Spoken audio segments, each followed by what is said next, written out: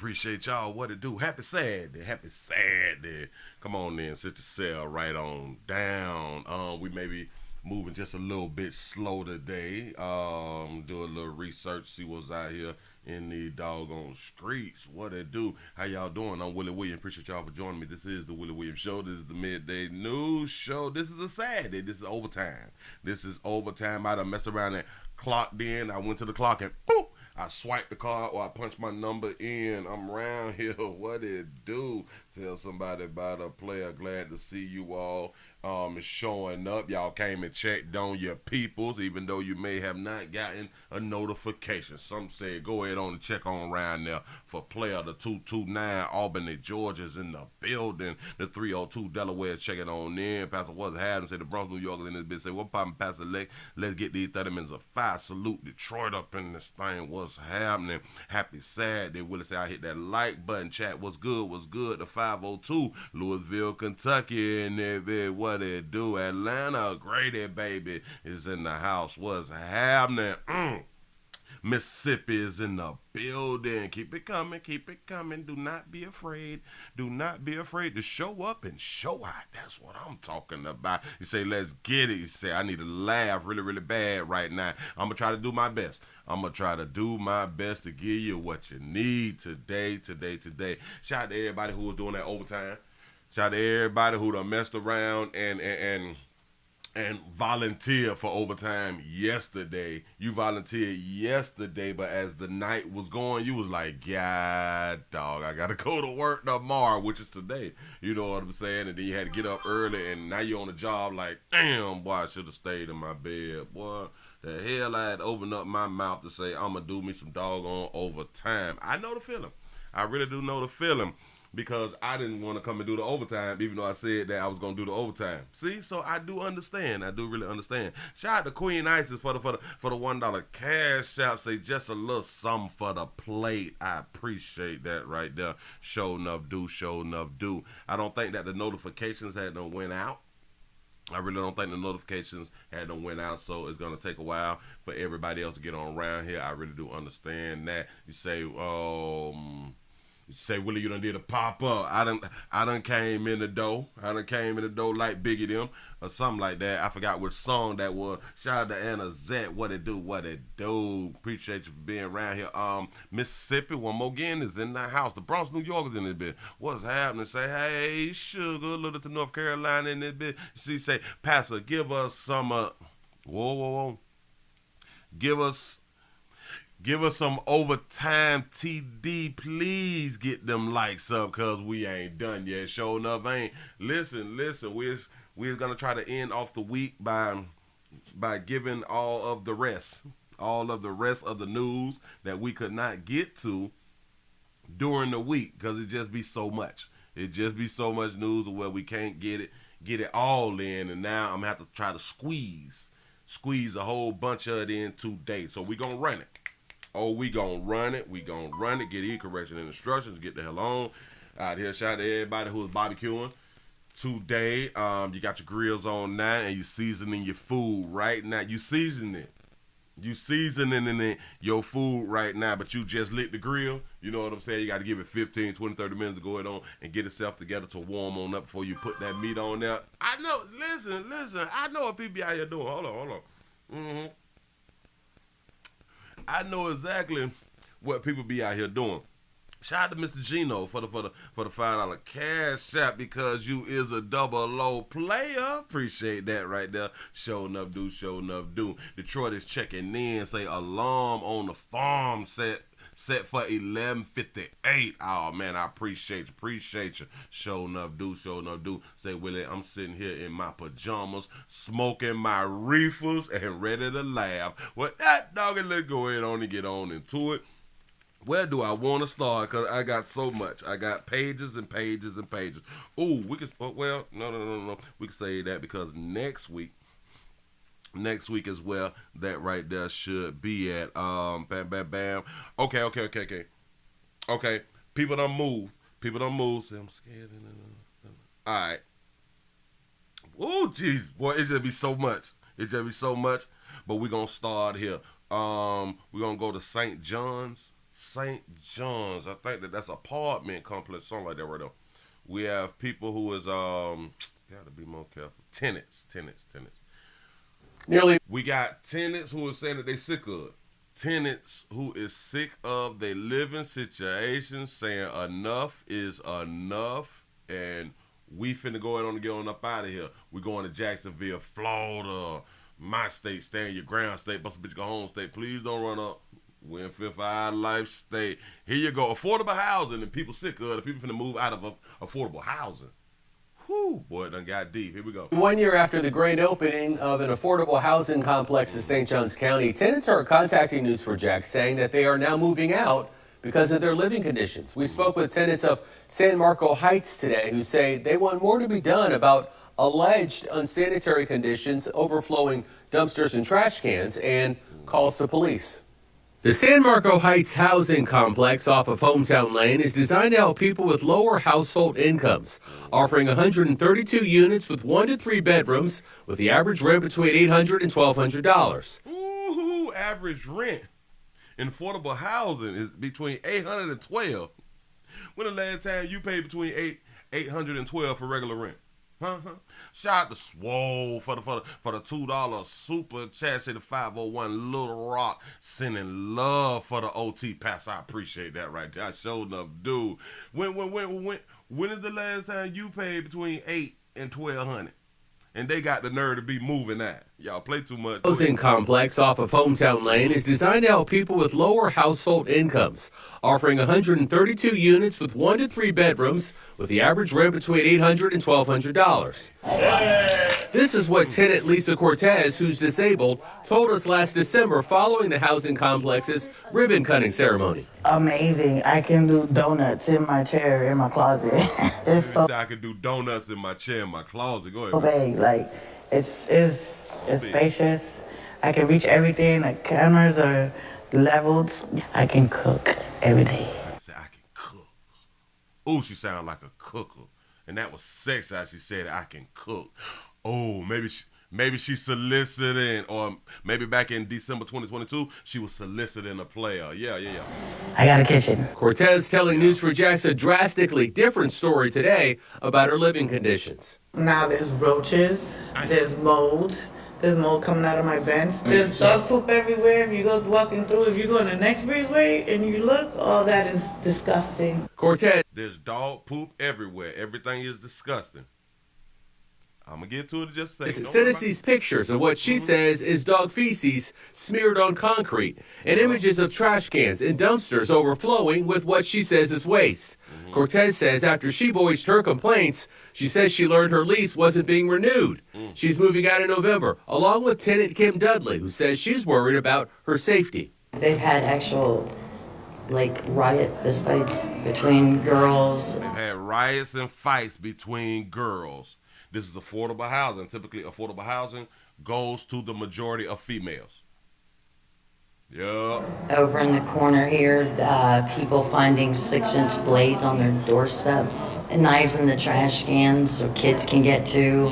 When News4Jax went to ask management about the tenant's allegations, we were told the manager was out of town until next week, and someone would be in contact to explain their side of the story. The manager ain't never there when the media come around. The manager's always out or at his side chick house, out of town, in a business meeting or something. When the news come around, the 281 Houston, Texas up in the house. What it do? As for Cortez and Dudley, both say they will find a new place to live when their lease expires, and say they hope that speaking out publicly helps others. I'm moving because of safety and other things, but I would, for the people that are here that have to deal with it, I would hope that they would do the right thing, because there are a lot of older people here that can't tolerate it. Now, News4Jax did receive a statement within the past hour from the property management at San Marco Heights, which reads in part, "We understand the importance of providing quality,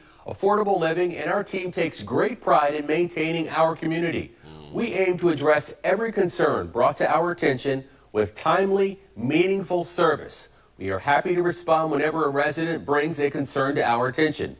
In addition, we are exploring solutions to increase the effectiveness of our maintenance practices to extend the longevity of our routine and preventative procedures. The residential experience is of utmost importance to us, and we want every resident to enjoy a comfortable home. Got it. We understand. Listen. Like I have been saying for the longest with affordable housing, and the things that they need to do with the affordable housing is go off people credit then. Go off people credit and criminal backgrounds. I hope that that's what they're doing, but I'm pretty sure that that's not what they're doing. They is out there fighting them. Damn it, them females is fighting one another. Y'all all paying damn near the same rent. Here y'all fighting for round there. Y'all hating on one another. Y'all's probably fighting over meat. You know what I'm saying? Because typically in affordable housing, these babies got to get peed in, so they will invite a little meat round there every now and then a lot of times they allow the meat to move in with them, and then the meat be smashing other people who need meat inside of the community. But typically communities get tore up. I told y'all. When you allow anybody to live in these affordable housing units, they are going to destroy them. They are going to make it horrible. Now, when it comes down to the to the mold and all that stuff right there, you all is not holding your who is them people called, the maintenance people, accountable. Y'all probably just hiring any type of maintenance person. Y'all probably not doing no background checks on the maintenance people and all that, because this is a affordable housing complex unit, apartment thing. You know what I'm saying? And this is where y'all be failing at. For some reason, in affordable shit, you all drop your standards. I don't understand it. So, same thing I said about Atlanta and all that, where T.I. them just bust open a new affordable living. If y'all don't do that shit by that goddamn credit, if y'all not doing according to credit and background, they gonna tell that shit there too. It gonna be dog feces around there too. Do not even get it twisted. I'm just trying to tell you something. Moving right along. Ain't gonna eat much hold ya. I'm just throwing something out there. I know everybody with good credit ain't good people. Everybody with bad credit ain't bad people. I get it. Everybody with a background is not a bad person. It just say that they done been caught. I got it. I really do understand your grievances. Your big word. I hear nigga out there scream. I'm trying to tell you grievances. Let's go on up here. Remember we got to go to Carrollton. Oh, we finna go to Carrollton. Boy, when I tell y'all there's nothing like a good domestic love relationship out here in these doggone streets. I promise you. I know what the hell I be talking about. We be loving our significant other while in a domestic love relationship, and we're going to do whatever we have to do to let people know, to explain to people, you know I love you, right? You know I love you, right? We got a Carrollton mother who done stabbed her husband, stabbed him on up. Put the kids in the car, right? Put all the kids in the car. Let's go around the corner, up the street, into the pond real quick. Shout out to this good mama bear. Hold on. Gotta cut the sound down. Boy, when I tell you. Here we go. Police say a Carrollton mother stabbed her husband, then drove herself and her 3 children into a retention pond today. Right. Hello, everybody. I'm Heather Hayes. I'm Steve Eager. It's 9 o'clock. Wei Feng Ong is in Carrollton police custody tonight. She'll soon be taken to the Denton County Jail to face 4 aggravated assault charges. Her name is Wei Feng Fong. Wang Fei Ong. Hold up. Back it up. Give us that name. Look at that beautiful baby. Hello, everybody. I'm Heather Hayes. I'm Steve Eager. It's 9 o'clock. Wei Feng Ong is Wei Feng Ong. Around the snap. Is in Carrollton police custody tonight. She'll soon be taken to the Denton County Jail to face 4 aggravated assault charges. Her husband and children all survived. Those who witnessed what was happening were heartbroken. She is not like a good killer, because everybody lived, even her. Also, David Centenary live at the Carrollton Police Department. David. Yeah, 2 of the children are said to be stable, but 1 is in critical condition. That's according to police. They also say that the father who was stabbed is expected to survive. Now, tonight, we are learning who that mother is, but we still have no idea what led to this. A Carrollton mother, Wei Fen Ong, is in jail after allegedly stabbing her husband at their home Friday morning before driving their 3 kids into a pond 4 miles away in Louisville. Ooh, she messed up the grass. They're going to need to put new sod where the tires was because she went that. They got to put new sod to make it look better. Tomorrow we can do it tomorrow. We can let it slide today, you know what I'm saying, because it was a horrific scene and all that. You know how they be trying to play with your sensibilities and all that stuff. Don't even worry about it. Shout out to our Darcy Trap for the $2 super chat. He says should have named her Ing No Wong Fing Ing No Wing Ming. Ing No Wing Ming. I don't know. It's something. Adriana Lagunas' family saw it before driving their 3 kids into a pond 4 miles away in Louisville. A lot of commotion. Adriana Lagunas' family saw the crime scene from their apartment. Oh, my heart sank. I have children. I have grandchildren. The children, ages 8, 9, and 12, according to Louisville PD. The vehicle was fully submerged. The child who got out on his own was on top of the vehicle while it was underwater. That's when witnesses called 911. What kind of toll is that going to take on the long run? 12-year-old wasn't going. 12-year-old got out by itself. And how long they were under?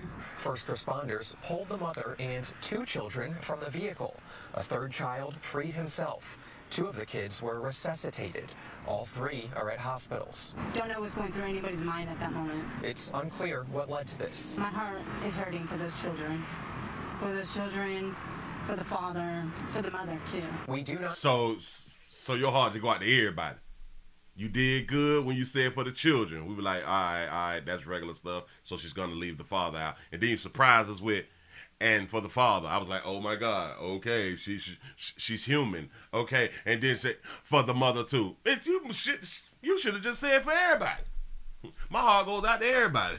That's what you should have said. You took us through all these damn emotional steps when you didn't even have to. Go ahead. What was going through? Why the hell do your heart go out but the bitch who tried to kill everybody? Fen Ong's mind. Nobody knows. Only her and God know only. But the scene she allegedly left behind is devastating. Some days we have good days, some days we have days, but when it comes to my children, there's no way. Yeah. You saying that now because of the position that you in and how you feeling today. You know, you have no idea what you're going to feel next week, the week after, next year, and all that stuff. We just be talking. I would never do that to mine until we found chopping them up and shit with blood all in our hair. You know what I'm saying? We be talking. Go ahead. All charges are being filed with the Denton County District Attorney's Office. Now, it's worth pointing out that according to a record search, this mother had no criminal history prior to what went down today. No. So I'm kind of pretty sure we're not going to be able to use the postpartum, right? We're not going to be able to use a mental issue or stuff like that right there. We're going to hold her fully accountable, right? Like there was nothing wrong and she just decided to do what she decided to do. But then a lot of people will make the argument something has to be wrong for you to want to kill your children, as if children is special and shit. I don't even understand. Children possibly used to be special back in the day and stuff when it was only like a handful of kids or something like that. Children being born every day. A lot of them is being born every single day. Like they're not special no more. Like it's not a miracle anymore. You know what I'm saying? Well, was children ever a miracle? I don't know. I'm just asking. Hell, people want to know why she did what she did. And hell, maybe she found out that the children weren't hers. Maybe the children was switched at birth and she just found out. Don't even worry about that right there. But look here. Hey. Talk about love is love. Talk about love is love. And we are going to keep you all updated about this story because I'm almost pretty sure that her husband ain't gonna press charges against his wife. He love that lady. I don't even know what y'all telling me. He love her. She could come back as long as she promised to not grab a knife again. As long as she promised. And hell, he might not want to have knives inside the house or something like that. Something. Moving right along. I ain't gonna eat much hold you. Beautiful story. Beautiful story. My heart goes out to the kids, to the husband, and to her too. Y'all be trying to stay like cool with one another, even when y'all shouldn't be like cool with one another. As far as like women to woman, woman to women, women to women, no, it's something like that. But anyway, dog, we got to go to Milwaukee. A lot of y'all call it Milwaukee, and we can stick with that name right now. We can stick with the Milwaukee name. We got a problem. Houston. We got a problem. Let me take you on around here. We got a Milwaukee mama. Grab that. We have a Milwaukee baby who is dead, which that's regular stuff, right? That's regular. That's regular. We ain't getting all in my in our feelings. Oh my God, a child is dead. That's regular stuff. We don't even get emotional anymore, right? Come on now. But a baby done mess around and died behind that fentanyl. Ooh, now that just hit you hard. No, not by the fentanyl. Another baby? Yeah, another one that got hold to that work. Opioid epidemic claiming another victim, a 10-month-old baby found with fentanyl in her system. Now, 10-month-old around here snorting or smoking one on. A Milwaukee mom is facing charges. Fentanyl is a powerful synthetic opioid, 100 times more potent than morphine. Our Spencer Tracy joining us live. And Spencer, this is the 7th child under the age of 5 to die from fentanyl in Milwaukee County in the last 5 years. Yep. That's right, Mary. Quite alarming. And the medical examiner's office says they've seen a real uptick in fentanyl within kids in Milwaukee County since 2021. And within this latest victim, in that criminal complaint, it said that baby had more than 600 micrograms of fentanyl in her system when she died.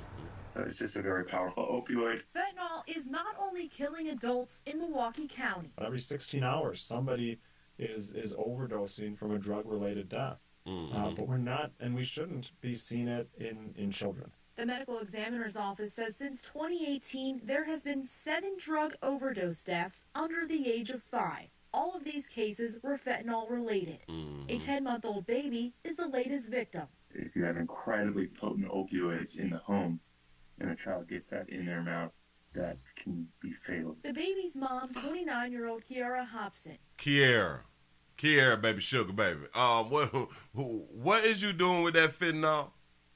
Is charged with 4 counts of child neglect. Milwaukee firefighters went. I do not like your baby hair. I don't. It just looked like a patch of something. It looked like a patch of something, but it looked silky though. But it's not a good look right now. 29-year-old Kiara Hobson is charged with 4 counts of child neglect. Milwaukee firefighters went to the home on Water Street last month after the baby became unresponsive. Investigators say they found fentanyl in the home and in the baby's bloodstream. This is not an uncommon report anymore throughout the United States. Told y'all, it's regular stuff. The complaint says 3 other children in the home also had fentanyl and cocaine in their system. Who had cocaine? Wait, hold on. Who had cocaine? The complaint says 3 other children in the home also had fentanyl and cocaine in their system. Baby, you 29 with 4 kids? Oh, y'all be slinging that monkey for real, for real. Back it up. An uncommon report anymore throughout the United States. The complaint says 3 other children in the home also had fentanyl and cocaine in their system. Dr. Ben Weston, the county's chief health policy advisor, says these events are avoidable with the right precautions. Having naloxone in your home, keeping your medications out of reach, ideally locked up, and the best of all is to not have these sort of substances in your home at all. You said keeping your medication locked up. Okay. So now we're gonna call essential products that medication. We got it. Keep your cocaine in a safe place. Keep it away from children. Keep your fentanyl in a safe place away from children. The children had coke in their system. Keep your medicine away from the kids. That's a good. Damn it. That's good information to know. Go ahead. And the baby's mom is due back in court next week. And I also did reach out to the district attorney's office. They say the baby's father is also facing charges, and they did not specify what those charges are. Of course, once we get those, we'll give them to you on air and online. Reporting. Oh, so they was together. They was together because the baby daddy is also facing charges. What is going on here? How y'all let the children get in the door? Listen. Because If you have fentanyl and cocaine, it seems to me that you is community entrepreneurs. And I do get it because we got the grind to feed our kids. You know what I'm saying? They took me to jail. I was just trying to feed my daughter. Stuff like that right there, in the words of Biggie. Y'all let them get into the work. That cuts out money for you all. So y'all got to protect your work from your churn and from your ops. Hell, maybe the children is the ops. I have no idea, but y'all got to do better as a unit. See, now I am proud that they both like is charged and locked up because it lets us know they was together. They was with one another, working with one another. You know what I'm saying? But notice, the mama got all of these charges.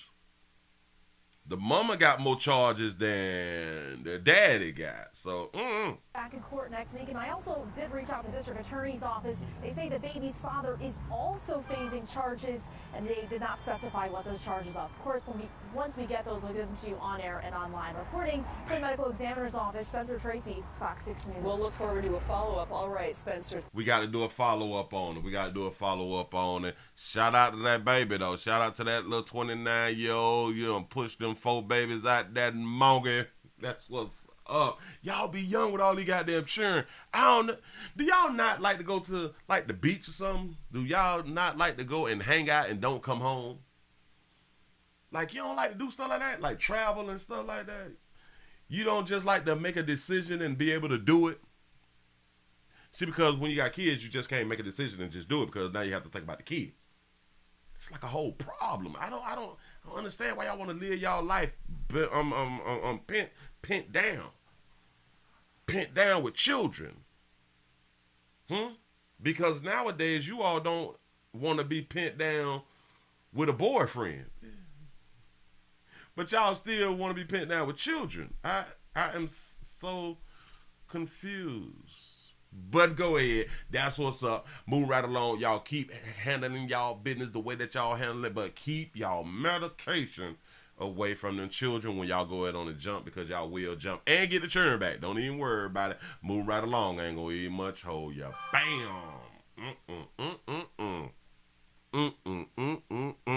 This it's looking good. It's looking good. Shout out to Jermaine for the $1 cash app. Say PSA. Say kids, stay out of my Coke and Finny. Facts. We need to put like a sign, like a little wood sign inside like your house and your kitchen and the bathroom or something like that. Leave my cocaine alone. I'ma beat your little. You know what I'm saying? You got to put fear in them children. You really do have to put fear in them children. Give yourself a pat on the back because y'all made it over 100 by 28. It was 28 and y'all was over 100. That's 1228. And listen. They sent out notifications late if they did send out the notifications. That's what's up. Moving right along.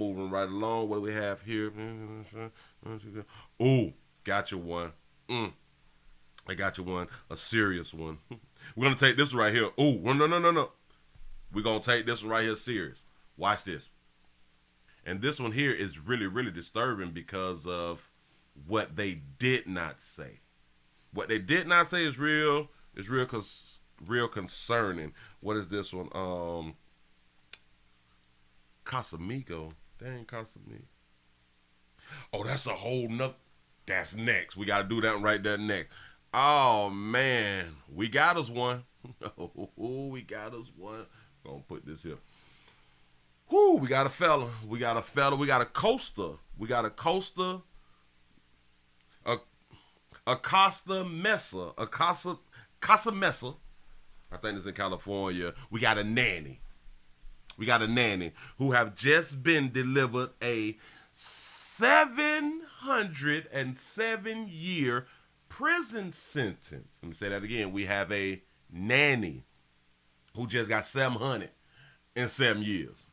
I think the justice system is playing too much. They playing with our feelings out here in these streets. Shout out to C-No for the $4.99 super chat. You say, pass the collection plate for Will. I appreciate that right there. Say he working overtime. $5 challenge, y'all. We got a challenge going on right now. I need your support. We doing overtime. I am here for you all. Look here. Why we give somebody 707 years? Like what does that do? Like, are we going back to like the Bible days where people was like 700 years old and all that fly stuff right there? Is that what we? Why? Why we just don't put ever? Like, why don't we type ever on like the dockets and stuff like that right there? Like on the paperwork, it say sentence to, and then let's just type EVA, ever. Not forever, ever. Why not? See, we already did life as like 25 years, which is crazy because life should actually mean life, but it don't. Life should be life until death, you know. But no, we play around with it, and people, they do a life sentence and they get out. It's like crazy as hell. You know what I'm saying? But 707 years, somebody need to add wood. But anyway, we got a nanny who just got 707 years. Here we go. Let's see why a nanny got 707 years and pay attention to what they don't say. More than 700 years in prison. That was the sentence today given to a male nanny accused of sexually assaulting more than a dozen boys in his care. More than a dozen boys in his care. Uh-oh. Shout out to I Make 60 Look Good, Shirley, for the $5 cash app. Say challenge accepted. Love you all. Oh, I hope that you're doing good today, Shirley. I hope so. I hope so. Appreciate you for showing up. Thank you, thank you, thank you. He done some things with some boys. So him is a map. He's been convicted, so he is a map. Here we go. County reporter Jessica DeNova has more. Upon hearing his sentencing of more than 700 years behind bars without probation, Matthew Zikchevsky showed no emotion in Orange County Superior. He don't look like he did nothing wrong. Court Friday, the 34-year-old Costa Mesa man was convicted for sexually abusing 16 boys and showing a 17th child pornography from 2014 to 2019. Wait, slow down. Where's that white stuff on his nose? Is that a boy? Listen. Hey, he got a boy on his neck. Got it. For sexually abusing 16 boys and showing a 17th child pornography from 2014 to 2019. He filmed his crimes while serving as a male nanny for families across California. The children ranged in age from 2 to 12. In court, Zikchevsky looked intently at the parents of the children he abused. From 2 to 12. That's the age range. 2 to 12. Boy, he like pre-adolescence. Yeah. You say that was icing or that nut. It was something. As they read their impact statements, mothers broke down in tears, telling Zikchevsky he stole their child's souls, leaving their little ones and families with years of therapy as they work to move on. Their hope for him that, quote, his time in prison is the stuff of nightmares. Zikchevsky addressed the families, never apologizing, instead telling them he wants their sons to break through the clouds and shine bright. He wants the sons to break through the sun. To break through the clouds and shine bright, man. They say he did not give an apology. As if somebody would have actually wanted an apology. Which is strange because people, they want an apology. In a situation like this, some people would want an apology. That's crazy to me. You want an apology. And then when you don't get an apology, now you feel even worse. He didn't even apologize. She didn't even apologize. You got to be the slowest motherfucker. I don't understand about this apology and forgiving stuff. Like, I really don't, but here we go. The judge addressed Zikchevsky, reminding him of what the videos he recorded show. His repeated abuse of trust, saying, quote, we watched you turn molestation into a game at reading time, bath time, a swim opportunity, and, of course, bedtime. He recorded. It's some by us. It's some by us people liking to record stuff. Whether it's with adults or whether it's with minors. We just have this thing of recording. Well, because everybody got cell phones. But let me explain something to a whole bunch of you all. These doggone phones is receipts. I keep trying to tell y'all, it is receipts. If you're going to record stuff, record like the legal stuff. Let's not record the illegal stuff because you're going to prosecute yourself. As the bailiffs took Zikchevsky away, clapping filled the room from families satisfied with the judge's sentencing. The judge ordered Zakrzewski to have no contact with any of his victims, whether in person, electronically, or in writing. Hello, I'm Mark. We got a damn it. I got a question. Say that again, sister. The judge ordered Zakrzewski to have no contact with any of his victims. The judge ordered him to have no contact with any children or any one of his victims, right? Right. What's the punishment if he reaches out and he contacts any of his victims? What could be the punishment? Huh? I don't. Huh? Like, what really could be the punishment? And then if he had the kids a long period of time and turning these events into reading time and stuff like that, right there, swim events and all that stuff. What if the kids end up having, what is that thing called? The Stockholm Syndrome or something like that. And then when they get a little older now they going to meet him at the prison and stuff like that.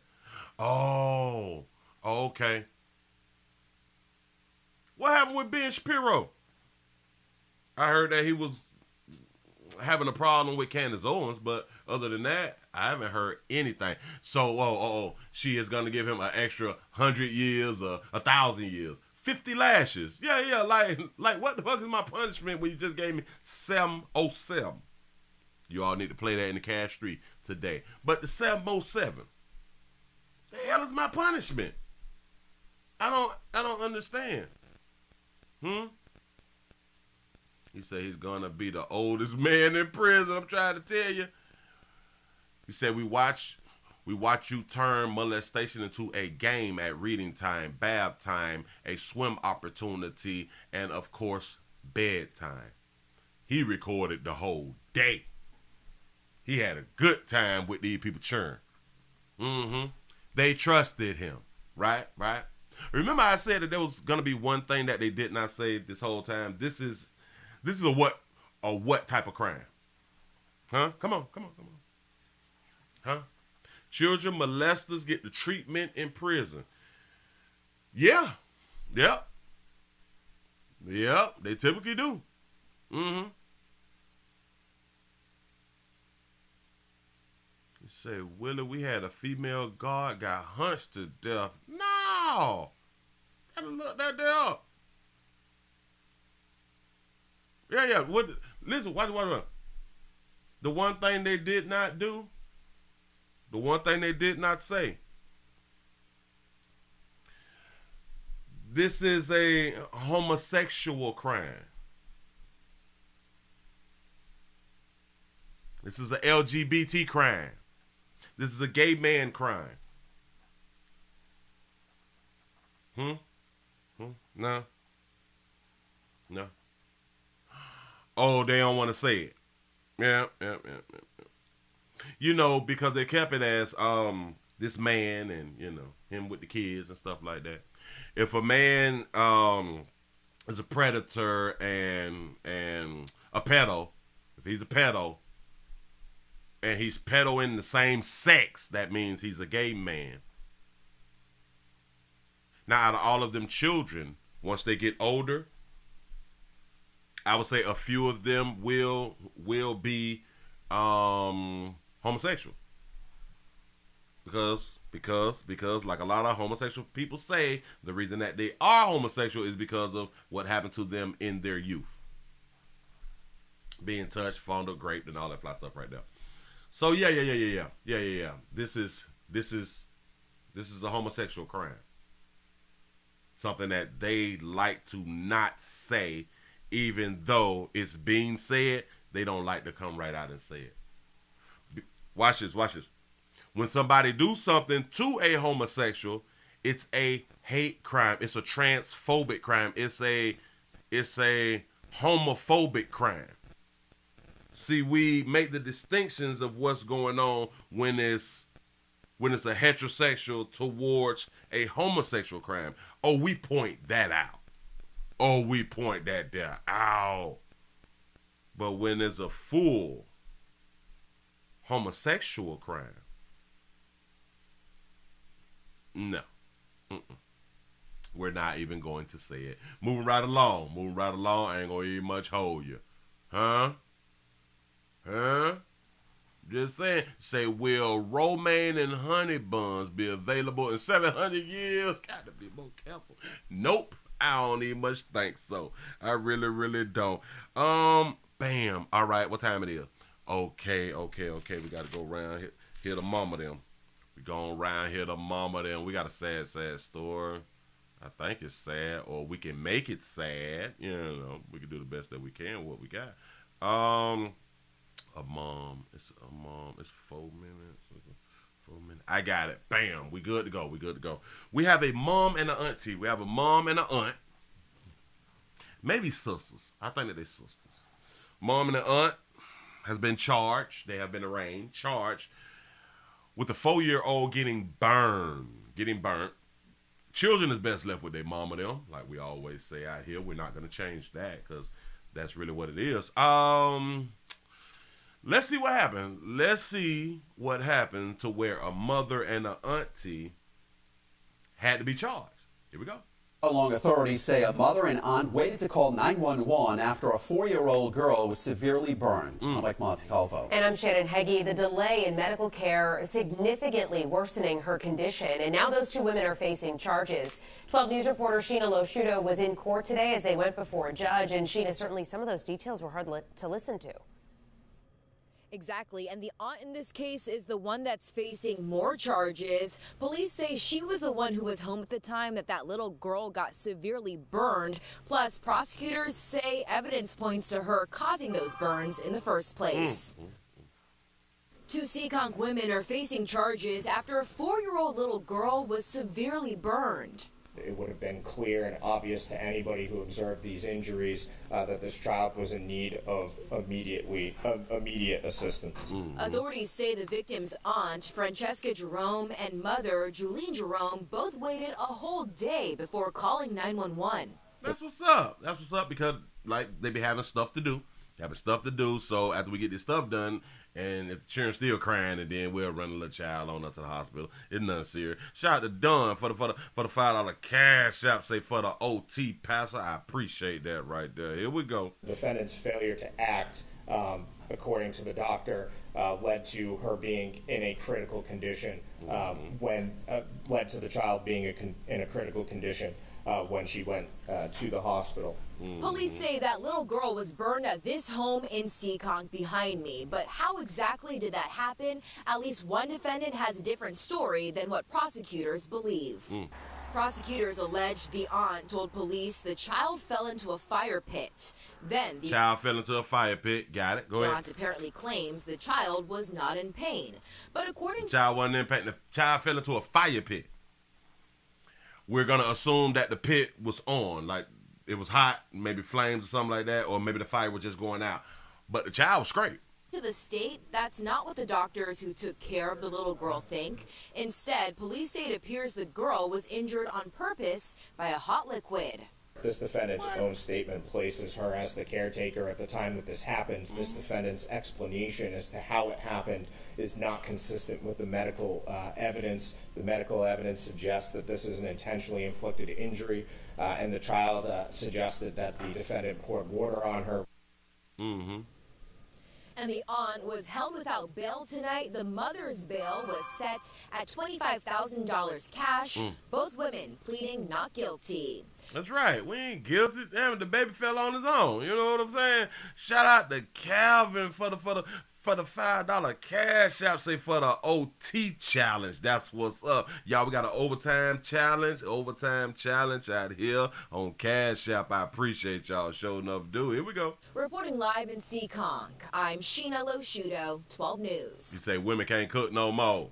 First tonight, a 4-year-old is in the hospital with burns, and her own mom and aunt are facing charges. They claim what happened to the young girl was an accident, but not only do prosecutors claim the mom and aunt waited almost a full day before calling for help. Did they just put 2 recordings back to back? Hold on. 17 hours. That's how long authorities say a mother and aunt waited to call 911 after a 4-year-old girl was severely burned. I'm Mike Montecalvo. And I'm Shannon Heggie. The delay in medical care significantly worsening her condition. And now those two women are facing charges. 12 News reporter Sheena Losh. Okay. So this is probably two different ones. Okay, so this is probably at two different times, but they put it together. But not only do prosecutors claim the mom and aunt waited almost a full day before calling for help to their Seekonk home, prosecutors say there are signs the girl was burned on purpose. 12 News reporter Sheena Losh was at the arraignment in Taunton District Court and joins us live with what she's learned.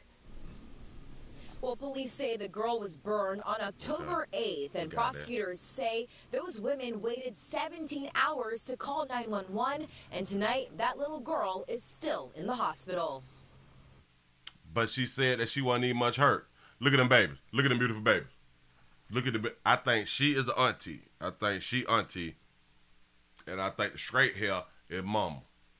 On the left is the victim's aunt. On the left is the auntie. All right. So the auntie, this mama. It looked like mama still soliciting. Go ahead. Right, her mother. The sisters are both facing charges after authorities say it was clear a 4-year-old little girl was severely burned and they didn't call for help right away. You say, Willie, you said us people. You say, did you just expose yourself as a map? The hell did you talking about? I think you talking about when I said we like to record, and I say whether we're recording legal or illegal. I said, yeah, us as far as recording. I'm talking about people. People, all of us like to record now, and it's because we have the opportunity to record because we have cell phones. I think that's what you're referring to. Ain't no map around here.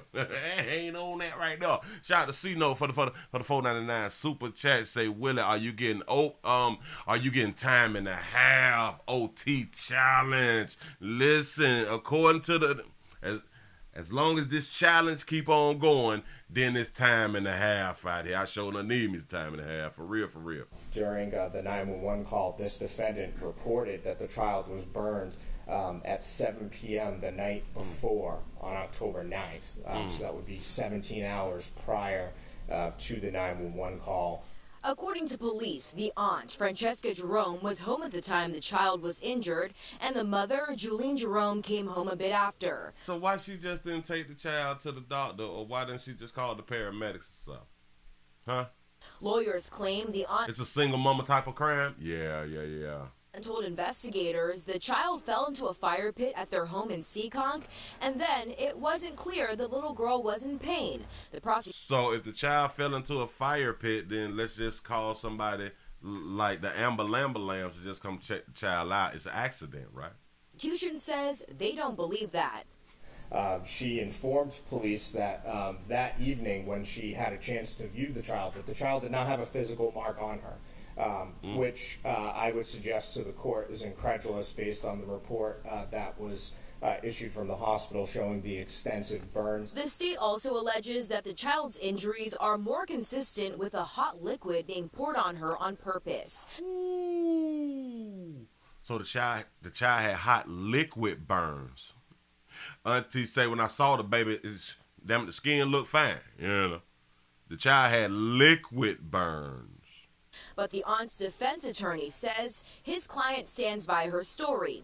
The child's aunt is being held without bail on her charges, while the mother's bail was set at $25,000 cash. The victim's mother was also ordered to give up her passport. She's also not allowed to see that 4-year-old either. So y'all gonna prevent a good mama from seeing her baby again? What type of America are we living in? Listen, y'all don't start to change now. Do not start to change now. Nope. A lot of tough details in that courtroom today. One big one that was brought up multiple times is prosecutors say as each hour and moment went by, that little girl's condition only got worse. Reporting live. And listen, I would not be surprised if the mother turned state on the auntie.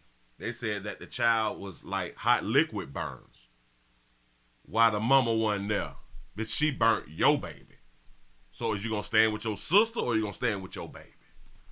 You gonna stand with your sister or you gonna stand with your baby? The baby is not an asset yet, but hell, the mama do got a passport. Hell, she might have insurance. Well, the baby living, so insurance really don't matter right now. But is you gonna stand with your baby or you gonna stand with your sister? Is blood thicker than children? Is blood thicker than children? I don't know. I'm just saying something. Moving right along, I ain't gonna eat much hold you. We got a good one. Oh, believe in me. I'm trying to tell y'all, I'm finna run through them because a lot of this stuff, it has to be said. A lot of this stuff, it has to be brought to the light. What is 253? I can go back 2. Go back 2 right there. Wait, 1, 2. We got to go to Canton. We're going to Canton. Boy, we going to Canton. Oh, we got a wonderful story here. We got a story here to where, oh, wait. We need some more thumbs up. We need some more thumbs ups. Come on, y'all. We're doing overtime around here. I'm hoping that you all is having a wonderful time on your Saturday while you're cleaning up, you're on the job and stuff. You riding in the car right now with them little badass kids because you told them that you were going to take them somewhere on Saturday and not Saturday. And you don't really want to go, but you got to now. You know what I'm saying? I'm helping y'all out. I'm helping y'all out. Canton, I do believe that's Texas, right? Canton, but we got a Canton teenager. We got a teenager who knocked off her 33-year-old boyfriend, mama them. Jesus, here we go. Or is it Canton, Georgia? We finna find out. Here we go. The gruesome details of a murder. 17-year-old girl being charged as an adult. The victim, her boyfriend's mother. And police say they don't know if they will ever find the body. There is a Canton, Ohio, too? That's a doggone shame. Kelly Kennedy joins us now in the newsroom with the developments. Kelly, on this truly insane story. Yeah, it is really disturbing. And this story, Jeff, has had a lot of twists and turns. At first, the 17-year-old's 33-year-old boyfriend was accused of kidnapping her. The 33-year-old was accused of kidnapping his 17-year-old girlfriend. But now prosecutors believe the pair ran off to Mexico after the teenager killed her boyfriend's mom, and then they got rid of the body together. Oh, they got rid of the body together. But can y'all prove that, though? On Friday, a judge ruled that 17-year-old Caitlin Coons would be tried as an adult. She's accused of murdering 53-year-old Nicole Jones. The foster kid from Canton was dating the victim's 33-year-old son, Jonathan. The prosecutor said the teen gave her boyfriend an ultimatum to get rid of his mom because she was interfering in their relationship. A 17-year-old gave a 33-year-old an ultimatum to get rid of your mammy because your mammy is in our business. We have to think about this right here for just a moment. Do y'all think that the 33-year-old was coerced? Y'all think the 33-year-old was groomed? Huh? No, wait, huh? The 17-year-old told the 33-year-old, we got to get rid of your mama. Yes, 17-year-olds are dangerous. Yes. You say insurance. And then I be trying to tell y'all, stay out of grown folk business. No. Mind your business and stay out of other people's business. You say 33-year-old was groomed. He don't get monkey. Yes. This is what I'm trying to damn it, I'm working right now. A 33-year-old was groomed. And what is that other word that I just used? Manipulated and coerced by a 17-year-old. Sure enough was. That's my story. Caitlin had told Jonathan that they needed to do something about his mother because she was preventing them from being together. We got to do something about this bit here. She right here talking about I ain't old enough and all that fly shit. Bitch need to mind her own goddamn business. That bitch old. You know what I'm saying? She done lived her life. She don't want you to live your life, Jonathan. We got to get rid of this bitch. She played too much. He gave him 5 hours to do something about her. She even made mention to killing her. He gave the girlfriend 5 hours to do something with the mama. I'm going to give you 5 hours to go on knock off. Was in the custody of Stark County Children's Services. In April, she went missing from the group home. Police claim the teen sent a text message to a group home nurse saying she had killed 2 people and was on the run. That's when Canton police told Slovenia Township Police to do a welfare check on Jones. Then they discovered she was missing. Investigators say Jonathan picked up his girlfriend at a restaurant and brought her back to the home he lived in with his mom. She went outside. So she bought both of them down. She alerted the police because for some reason she needed to text some damn body and let them know that she done knocked off 2 people before she knocked off anybody. Smart. Retrieved a rock, and when Nicole Jones was standing in front of the refrigerator in the kitchen, unaware of Caitlin's presence, bludgeoned Nicole Jones a number of times and strangled her. Investigators. I don't understand it, so we're finna have to back that up. Just a smidgen. Shout out to Ryan Sean for the $1 cash app. Say for the hard work on Saturday. I appreciate that right there. Show not do. We're finna back it up. Oh, and we are not going to Rumble today. We're not going to Rumble today. Let me cut up the volume just a little bit because he's speaking really, really low. Let's see. Jones was standing. Hold on. Back it up. Then picked up his girlfriend at a restaurant and brought her back to the home he lived in with his mom. She went outside, retrieved a rock. She went outside, retrieved the rock. Got it. And when Nicole Jones was standing in front of the refrigerator in the kitchen, unaware of Caitlin's presence, bludgeoned Nicole Jones a number. She bludgeoned her while she was in front of the refrigerator. Go ahead. Of times and strangled her. She bludgeoned her with the rock from the outside around the landscape of things. She got a little rock, poop, bopped upside the head, strangled the shit out of the shawty. You know what I'm saying? She did. But in the beginning, they had done said that we may never find the body. So y'all would never find the body. How y'all know what the hell happened inside the house? Unless it was recorded. Investigators say the couple threw the body in a dumpster at an apartment complex and was later taken to a landfill. Police believe they may never find her. Jonathan had previously been convicted of having an inappropriate relationship with Caitlin Coons, so he was wearing a GPS monitor. Oh, so he had done had a relationship with a youngin' and got the ankle bracelet on. Okay, got it. That helped police to create a timeline in the murder case. Coons' attorney told the court he wasn't supposed to contact her. Jonathan Jones being that adult. That's correct. Caitlin Coons being his victim. That is correct. So now, is Caitlin the 17-year-old? And if Caitlin is the 17-year-old, she's now the victim? The fuck? Now, back in May, U.S. Marshals arrested Jonathan Jones for kidnapping Coons.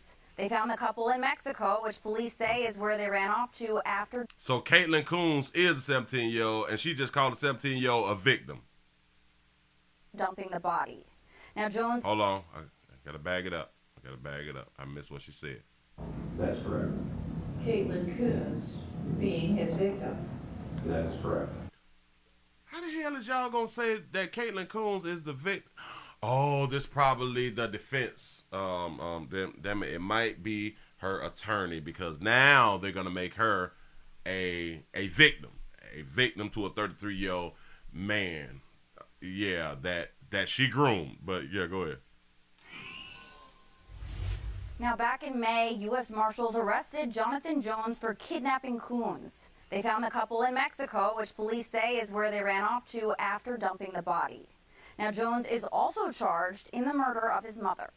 Live at the newsroom, Kelly Kennedy. So, he had already been arrested once for his girlfriend. Oh, I go.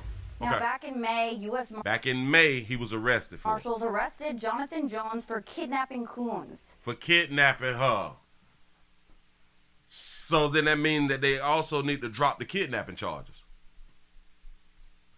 Right? They should drop the kidnapping charges because they told us that she ran away from the group home. You can't kidnap somebody who ran away. Oh, what's the person? Hold on. Any gruesome detail? Hold on. GPS.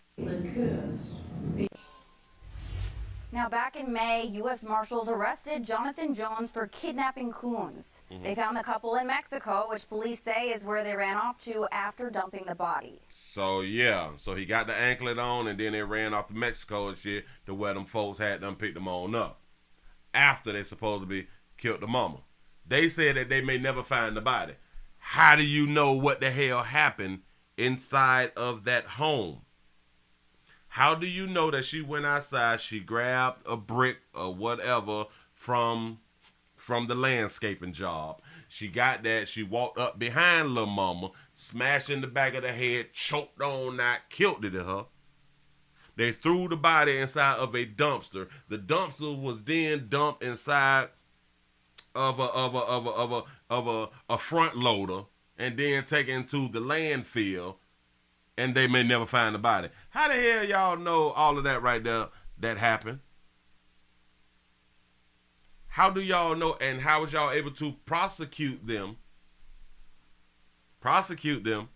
for a murder if y'all can't find the damn body?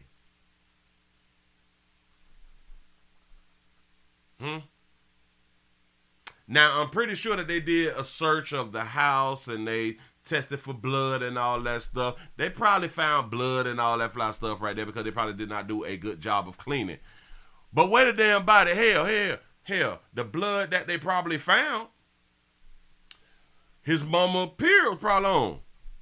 Unless she in menopause and then she don't have no period. Hell, she probably ain't made it to menopause yet. She was at 52, 53, some shit like that right there. Huh? How they know that she ain't have a miscarriage or something? I really want to know how the hell they know. How the hell they know that girl went outside, grabbed a big, came in, bashed up, choked on that. They have to have a video. Or they just making it up. Moving right along, I ain't gonna eat much hole. Yeah, I don't even like the way that story had done went right there. They left too much out for me. I don't know. I don't want to come down on that lovely couple like that right there. You know what I'm saying? Because we don't need people lying out here about what people's actually doing. Move right along. Ain't gonna eat much hole. Damn it, we got a man. Let's go. We got a man who done had an issue. Can we get some more thumbs ups? Can we get some more thumbs up? This is 242? 242 or 217? We need 217. We right here. Right here. Well, she look tall. Ooh, she got a big head. That baby got a big old head. I think. Hold on. Oh, all right, bam. We got a situation. Ooh, we got another situation. We have a man. Who shot and killed his auntie and his grandmama and sexually assaulted a 12-year-old or something like that. Woo! Humans. More about a man arrested for shooting and killing his grandmom and his aunt less than 4 miles apart in northwest Harris County. And we do want to warn you, some of these details are very disturbing. Ugochi Uloka has been covering this story since it first broke yesterday. She joins us live now from PC Court, where the suspect just faced a judge. Ugochi. And Steph and Kimberly, the new details of this case are very troubling. Say it's the jab. It could be, for real. Here, now we learned within the hour that 25-year-old Tyler Langdon actually admitted to the killings. Now, he's not only charged with 2 capital murder charges, we understand, is for not only murdering his aunt, but also his grandma. Now, this is video of Tyler Langdon in court this morning as a judge gave him no bail for now. Now, investigators say a 12-year-old girl called 911 from the home saying she had been sexually assaulted by Langdon, who allegedly murdered 2 women. That child is now with CPS. The 12-year-old said that she was sexually abused, and she got on the phone quick. Hey, I've been sexually abused. We got a 12-year-old. Watch this. We have a 12-year-old who didn't have a problem with calling the police after she was abused. We have adults who was afraid to call the police after they are being abused. Sometimes these adults, after being abused in their adult years, still wait decades to say that they've been assaulted. But we have a 12-year-old who called the police immediately. I wonder will they call this 12-year-old strong? Huh? I wonder will they do that? The first call to 911 came in about 11 p.m. Wednesday night, where one of the victims, who was Langdon's 66-year-old grandma, was found shot to death several times in the parking lot of an abandoned bank on Wortham. Then 8 minutes away, 4 hours later, around 3 a.m. on Deep Meadow Drive, is where deputies discovered another woman who was 42 years old, dead. That victim is Langdon's aunt. Investigators share more about how Langdon surrendered. Just a warning, what you're about to hear coming out of court this morning is very graphic. The defendant exited the home.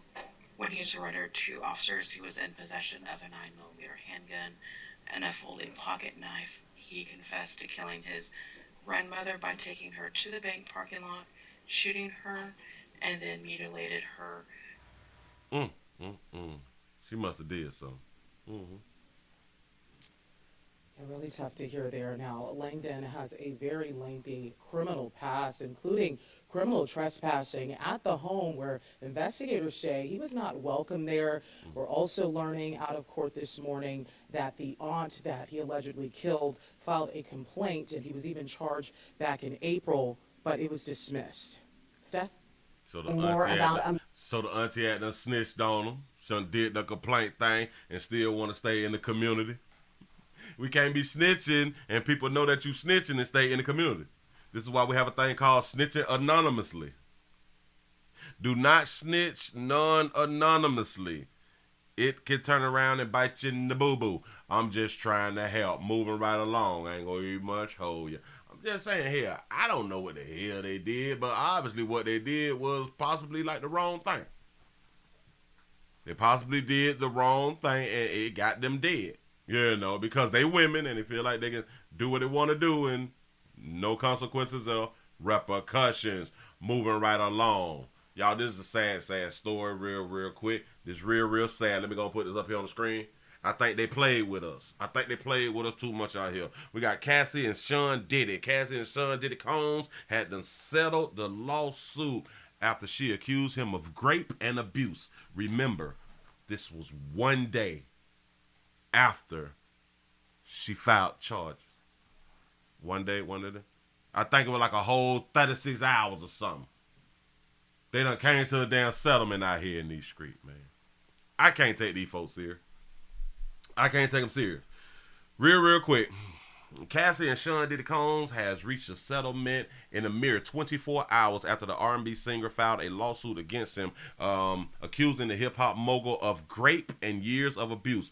Both parties made the announcement on Friday evening via separate statements obtained by Page 6. He said, I have decided to resolve this matter amicably on terms that I have some level of control. Cassie, whose full name is Cassandra Ventura, said in her statement, he said, I want to thank my family, fans, and lawyers for their unwavering support. Got it. He said in his statement, the legendary music producer and rapper 54-year-old said, we have decided to resolve this matter amicably. I wish Cassie and her family all the best. Love. Both parties made the announcement on Fridays. All right. We got that right there. They disclosed no details about the terms of the settlement, but resolving the matter means the father of 7 escapes a possible trial and Cassie avoids a potential cross-examination by his attorneys. Then I had done told y'all, boy, if you get a chance to cross-examine, that's what's up. A good lawyer will tell that person, no, you're not taking no damn stand. You say in the lawsuit that Cassie, 37-year-old, filed against her ex, she accused him of raping her, physically abusing her, forcing her to have sex with male prostitutes as he watched and masturbated, and introducing her to alcohol and drugs. Say in response to her suit, which was obtained by Page 6 and filed on Thursday in the federal district court in Manhattan, Diddy lawyer Ben Brafman said, Brafman, it's something like that, said that Mr. Combs vehemently denies these offenses and outrageous allegations. Cassie, who dated Diddy back in 2015 to 2018, okay, we're not finna run it all back through. We're not finna do all that. Oh, well, here. Hold on. It's just 2 more sentences. Cassie, who dated Diddy from 05 to 18, said that she never went to the police prior to her filing because she feared it would merely give Mr. Combs another excuse to hurt her. You didn't go to law enforcement after your face was beat all in and you was bloody. Sometimes you had the black eye and all that fly shit right there. You didn't go to the police because that would be more of an excuse for Mr. Combs to hurt her. Do you understand? At least back then, like in 2005, 6, 7, 8, 9 or something, if a woman said that, or if a woman's face was bruised and all that stuff right there and she went to law enforcement, they typically believe y'all a hell of a lot more than, let's say, maybe today. Huh? This shit would have went mainstream. It would have went mainstream, and if he wanted to keep his business popping, he could have not got, he could have not hurt you more because it would have messed his business up, because now everything is in the spotlight. But y'all try to tell me that they be more intelligent than men. She didn't think it through. That's all it was. She claims that he controlled almost every aspect of her life, paying for her home, cars, clothes, and other necessities. She even alleged that he had access to her personal medical records, which I said, if after you had that MRI and Puffy allegedly told them people at the hospital or the doctor's office where you got it done at to send it to the home and don't give it to you, that's a lawsuit that you should have been suing whoever did your MRI. Come on. In the last 24 hours since Cassie allegations went public, past allegations of violence and abuse resurfaced. Other musicians, including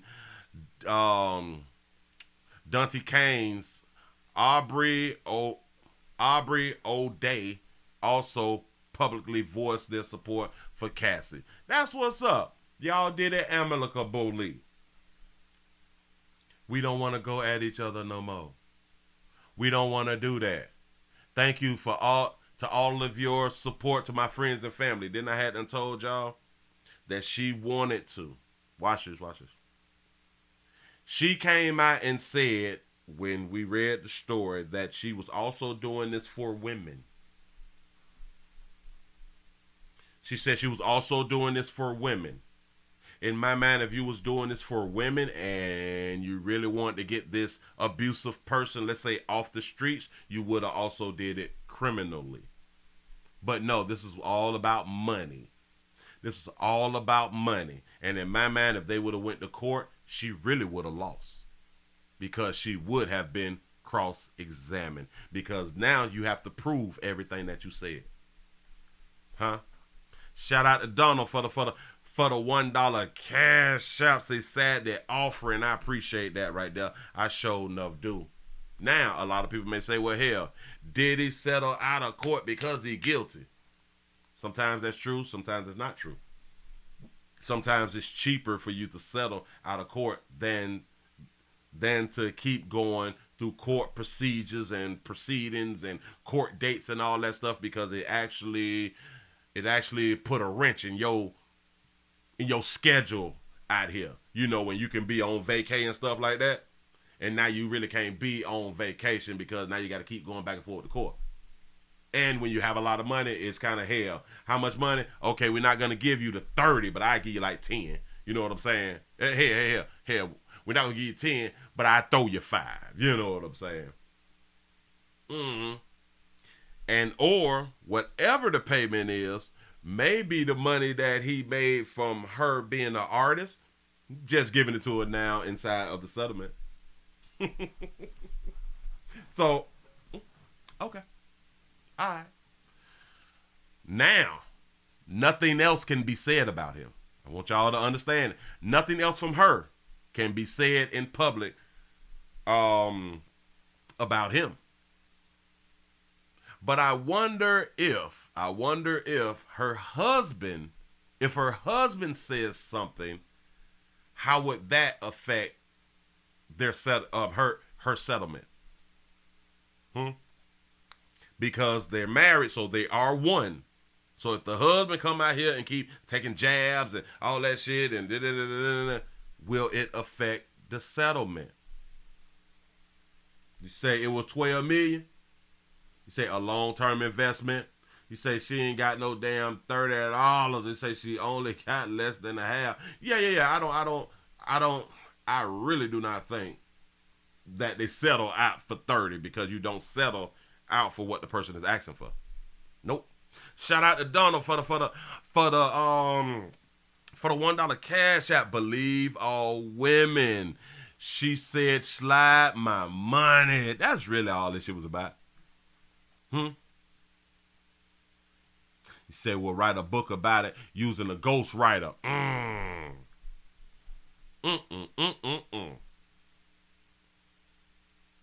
She played y'all. Ladies, she played y'all. She said this was for women too. She played y'all. This was for her getting her some damn money that she did not have, and maybe it was money that was owed to her. I have no idea, because a lot of people have been saying for decades that he don't be paying people. That's what I heard. I don't know how true that shit is, but, you know, people, they did not have their publishing rights, and that's why he finally gave back the publishing. After their music really don't mean nothing now. Goddamn shame out here in these streets. You know what I'm saying? But shout out to her for getting paid. She done got paid. Now we can move the hell on. Just saying. Let's go to some real news, because she played on y'all intelligence. She played on our intelligence, and I feel some type of way. I am really hurt and distraught. I put my everything into believing her, because a lot of y'all actually did. A lot of y'all really did. Let's go to Ohio. We're going to Ohio really quick. What do we look like? We need some more likes. Damn it, can we get the likes up? And I do understand that they did not send out. The notifications like they did through the week. They did wrong for that. Or maybe the AI sleep on the weekend. I have no idea. Let's go to Ohio. We're going to Ohio to where a mother has been charged. A mother been charged because of an incident in Walmart, to where her 2-year-old shot her gun in Walmart. Here we go. A 2-year-old child fired a gun inside of a Walmart. This happened at the store in Waverly, Ohio. Yep. Thanks for joining us tonight. I'm Yolanda Harris. And I'm Doug Petcash in for Andrew Kinsey. 10 TV's Lacey Crisp has more on the Waverly incident and why gun experts are reiterating the need for gun safety.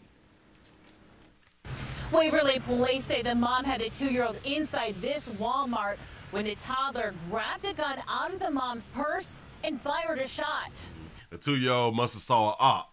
Waverly police say around 11 a.m. Thursday, someone inside this Walmart called 911 because of a gunshot fired inside the store. Police say when they got there, a woman was waiting for them and admitted that her 2-year-old son grabbed her Taurus 9mm out of her purse and accidentally fired the weapon. The shot hit the ceiling, the magazine hit the boy in the forehead, and he suffered a minor injury. She probably had a Taurus G20, or is it a G2C? Probably had that old 9mm. It's sickening. I mean, it makes you sick from a couple fronts. One, being a safe, responsible gun owner, you want others to have that same thinking and making sure that they are treating that firearm, you know, always as what it is and something that can be dangerous.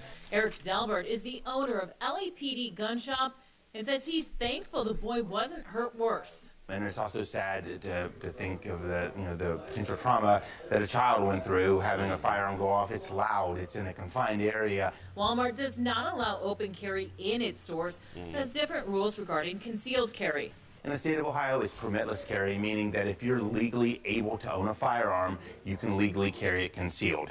So assuming that this individual was legally able to own a firearm, she was within her rights to carry that firearm concealed.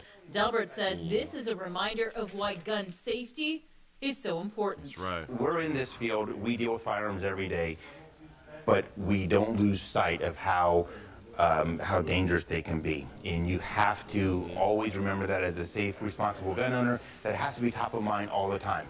And the mom has been charged with child endangerment. In Waverly, Lacey Chris, 10 TV News. That's what's up. That's what's up. You know the one thing that, hold on, let me stroll before I said it because I had my head down a little bit.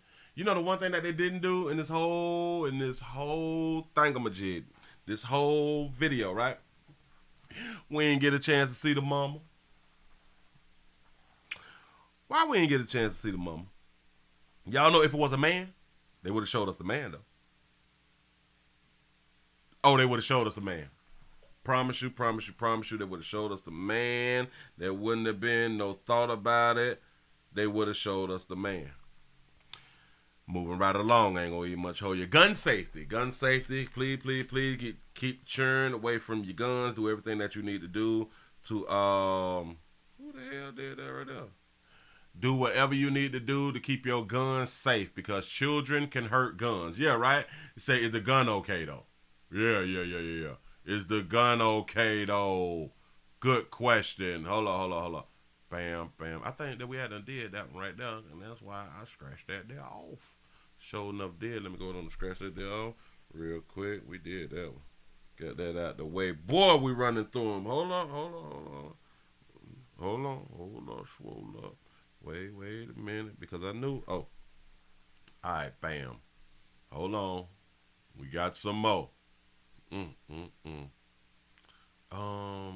out here dying so much. I really don't even much be knowing where to start a lot of times. We can go. Okay, we got them people.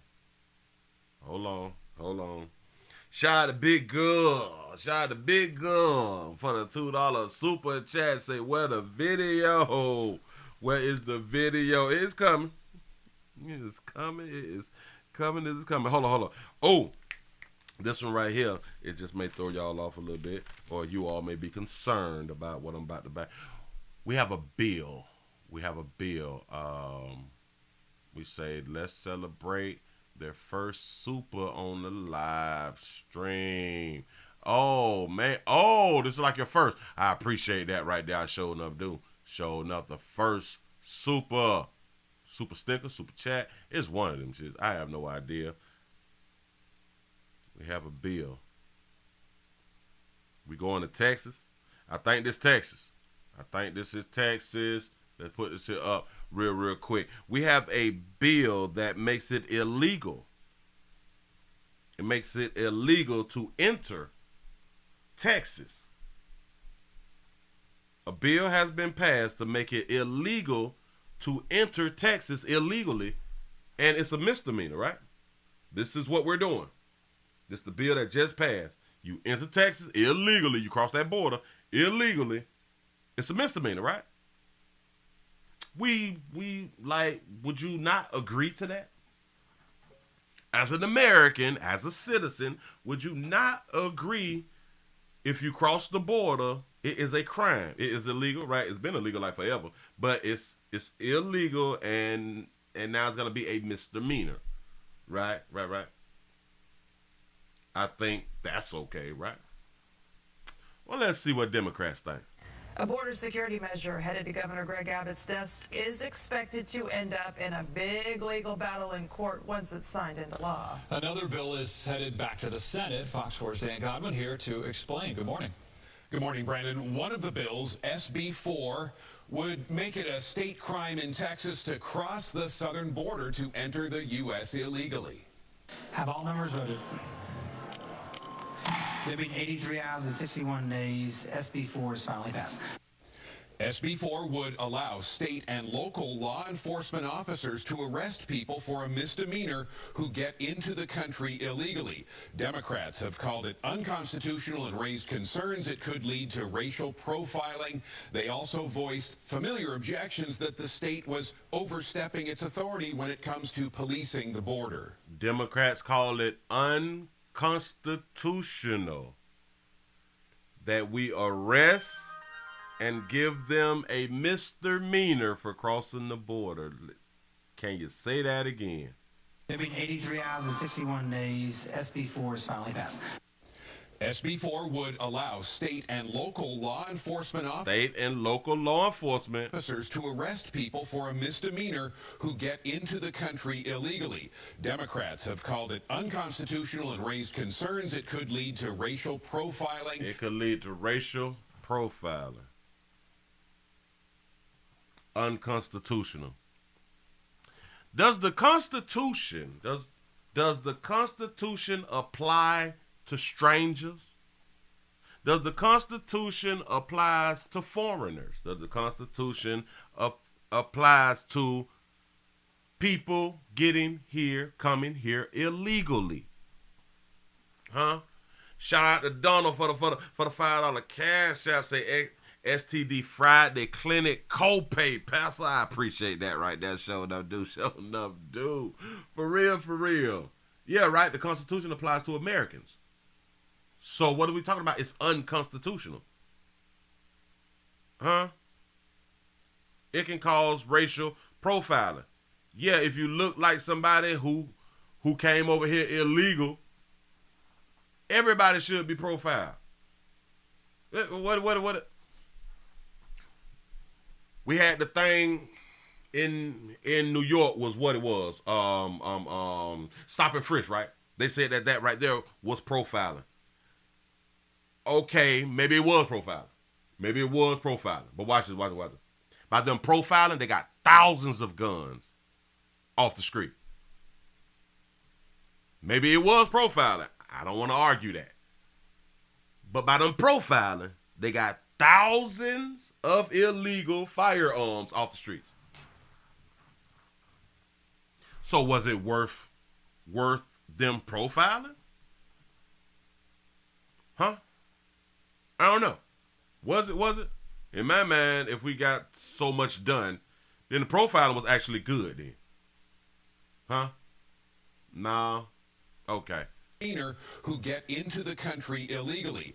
Democrats have called it unconstitutional and raised concerns it could lead to racial profiling. They also voiced familiar objections that the state was overstepping its authority when it comes to policing the border. The state was overstepping their authority when it comes to policing the border. When the state has to police the border, their own border, they said they're overstepping their boundaries when policing the border. But it's their border to protect. But go ahead. Mm-hmm. Senate Bill 4 is the broadest, most invasive piece of legislation to ever potentially challenge the very nature of our federal and state power. The power to enforce immigration is unquestionably, exclusively a federal power. It is not within our state authority to order the removal of persons unlawfully present. So a state cannot order the removal of someone who is illegally present? I didn't know that. Well, go ahead. SB4 is a Texas solution to a Texas problem. It's a humane, logical, and efficient approach to a problem created and fostered, again, by the Biden administration's failure and refusal to secure our border. There's nothing unfair about ordering someone back from where they came if they arrived here illegally. Damn, he popped off. If the big government won't help the little government, the little government have to, like, defend itself, right? Huh?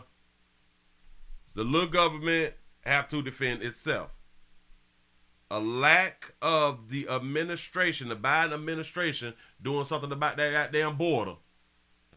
Texas got to deal with the problem then, right? If the government did not want the state to deal with the problem, then the government should actually deal with the problem. It's simple. She said some BS stuff that did not even much make sense. I don't even think that she thought it through. She wrote some stuff down, but shit didn't work. You know what I'm saying? It sounded, I couldn't even say, well, it sounded good. I couldn't because the shit didn't make sense. But when he spoke, it was clear. Clear, simple, this is what it is, bam, bam, bam, bam. She did something real, real different. Shout out to Dawn in MGM Genetic for the $2 cash out, say a little collection plate money. I appreciate that right there. Show enough do. Listen again. Senate Bill 4 is the broadest, most invasive piece of legislation to ever potentially challenge the very nature of our federal and state power. She said all that shit and didn't say nothing. Y'all get it? She used all them doggone words to say that the state did something wrong. Legislation to ever potentially challenge the very nature of our federal and state power. The power to enforce immigration is unquestionably, exclusively a federal power. If it's a federal power, then the federales need to be around there handling the damn border then. A lot of people really do have to understand and have to remember. When people cross the border, they are crossing into people's yards, into people's backyards and stuff like that right now? No? Okay. It is not within our state authority to order the removal of persons unlawfully present. So we just let is a Texas solution to a Texas. So we just let people stay here until the federal decides to do whatever they want to do with the people. That's the dumbest shit ever. That is the dumbest shit ever, and whoever came up with that damn law need their ass whooped. But listen.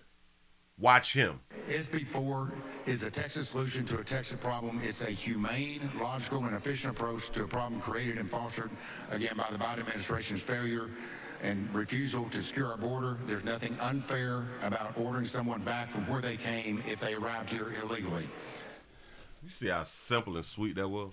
The State House yesterday also approved a bill to provide about $1.5 billion to pay for another 100 miles of upgraded barriers along the southern border. That legislation will need approval from the Texas Senate because a new amendment was added. Governor Abbott is expected to sign both border bills into law. Now, Democrats contend, even with the governor's signature, the U.S. Supreme Court has in the past said states cannot enforce federal immigration laws. The bill's Republican sponsor insists the legislation would not be in conflict with any previous high court rulings. Dan Godwin on Good Day. Thank you, Dan. Thank you, Dan, getting that news out there like that right there. He said they walked around jiggling doorknobs and checked for open windows on those people's properties too. Yes. And you got a Democrat up there saying this is not right that they are doing using powers that they don't have powers to use and shit. They can't order people out back out the country. So Americans cannot push people back over the border, man. It's a certain department that can push people back over the goddamn border. Bitch, if you ain't supposed to be in my backyard, I'm gonna need for you to get out my backyard that away.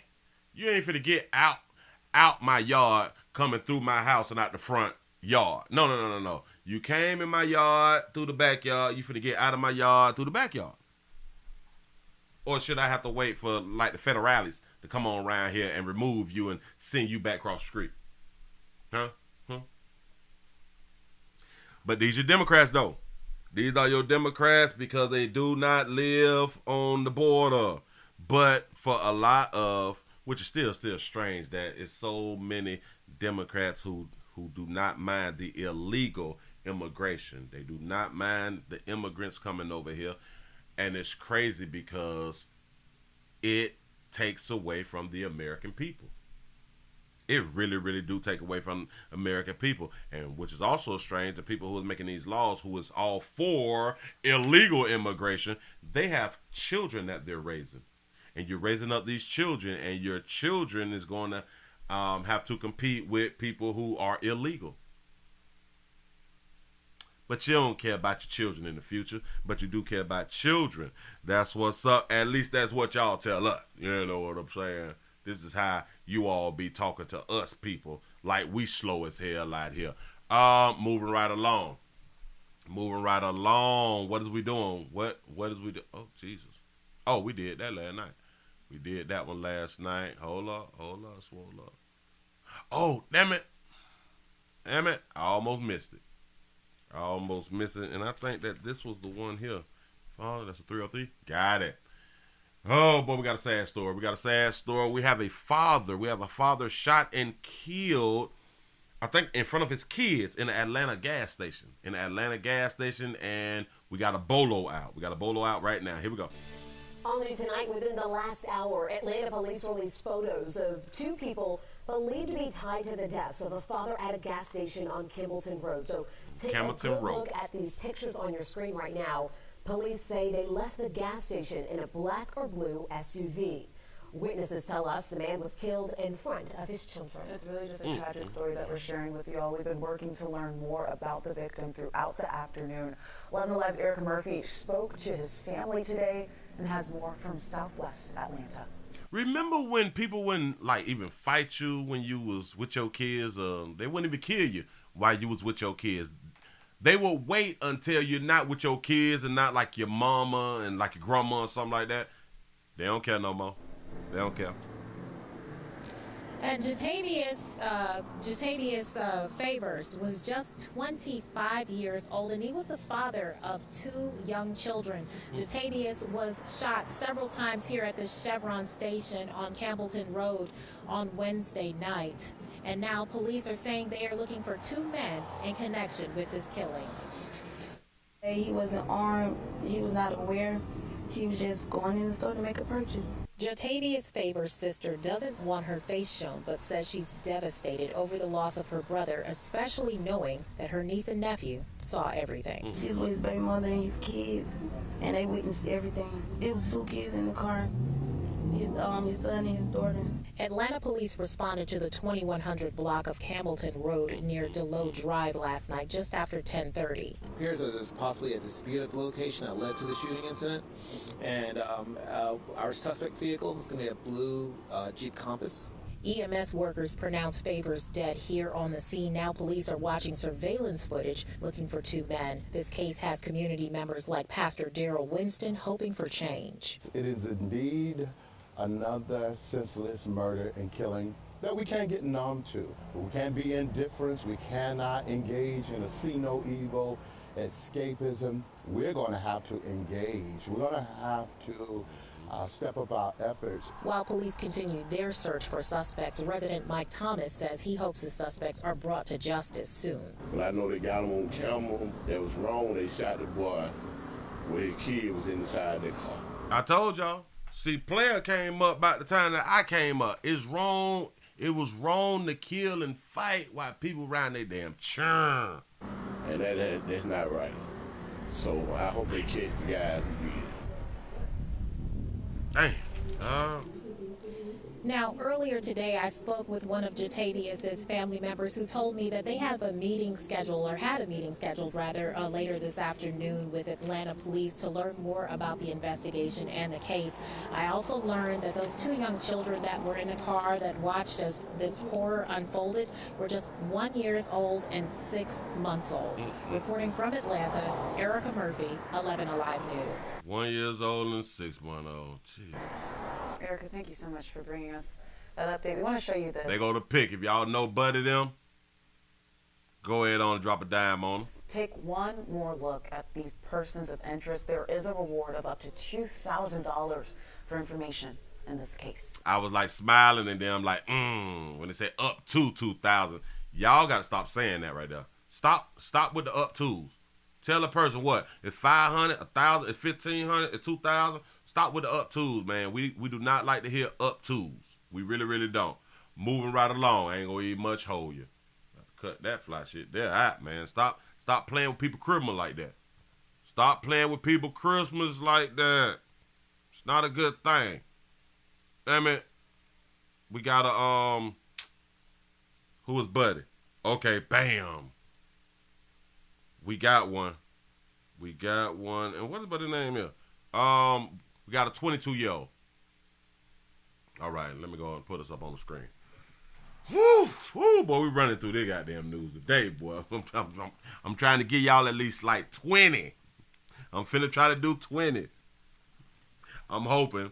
I may not make it, but we finna try to, give y'all the news out here in these streets. We got a 22-year-old father who was killed in a Alabama prison. Here we go. A Jefferson County family is coming forward after the tragic loss of their son. Yeah, that family is desperate for answers after a 22-year-old son and father died in an Alabama prison yesterday. They say that he was beaten, drugged, and raped, but the warden at the prison told them that he overdosed. WVTN 13's Lisa Crane has more from the family and what the DOC is saying about that case today. He makes some goofy faces. Daniel Williams' mother and fiance have fond memories of a young man lost too soon. He was a goofball, was what he was. Always aggravating. They were notified last week by the warden at Staten Prison in Elmore County that the 22-year-old was in a hospital for an overdose. But when they rushed to be by his side, they were shocked by his condition. I went to the hospital, and the nurses told me that he was assaulted and beaten really badly. And when I went into the room, he had bruises all down his arm, like down to his fingers. He had bruises over here. He had cuts up and down. He had bruises on his legs, and it was bad. His father says he had very little brain function left, so they made the difficult decision to take him off life support. Wow. I called the warden, and I cussed him out. I was like, dude, you know this is not an overdose case. You know exactly what happened. How's this crap gonna happen like this? Well, it's under investigation right now. And that's the last time I even talked to the warden. The Alabama Department of Corrections sent us a statement saying a possible inmate-on-inmate incident was reported, and the DOC's Law Enforcement Services Division is investigating. Carla Crowder with Alabama Appleseed says what happened to Daniel is all too common. The brutality, the violence, the dysfunction, it's not an aberration. Yeah, like what did he do? Anymore. Yeah. It's a feature of Yep, that is regular-ish in prison. The Alabama Department of Corrections. It is our system. And so the kind of horrific deaths that we've seen, what happened to Mr. Williams, is not even uncommon anymore. Now the Williams family is trying to figure out how to bury this young man who was scheduled to be released from prison on the day he died. I set up a GoFundMe account to get him cremated. It's like $1,000. Okay. I was wanting to bury him by my mom, but that's like $7 grand. I can't afford that. Wow, hold up. He was supposed to get out on the day he got beat. The day he died. It's not uncommon anymore. Now the Williams family is trying to figure out how to bury this young man who was scheduled to be released from prison on the day he died. I set up a GoFundMe account to get him cremated. It's like $1,000. Okay. I was wanting to bury him by my mom, but that's like $7 grand. I can't afford that. His fiance is struggling with knowing their daughter will have no memories of her father. How am I supposed to tell her about her daddy? Like, why isn't he here? Why didn't he ever come home? I grew up without my dad, and it sucked. So I couldn't even imagine. In Jefferson County, Lisa Crane, WVTM 13. So we're supposed to have a GoFundMe, right? We're supposed to have a GoFundMe. Let me see what it is. Terry Williams? Donald Terry Williams? Damn it. Hold on. Hold on. We finna see if we can get a real quick. Terry Williams. I got it. Bam. Bam, boy, we out here investigating. Buddy said, listen, I am going to have to cremate. And the cremation is like $1,000 and stuff. So I need to GoFundMe to go ahead on and do that right there. I really want to bury him next to like my mama and stuff, but that like seven grand. Funerals is cheap in Alabama. I did not know that they were so cheap in Alabama.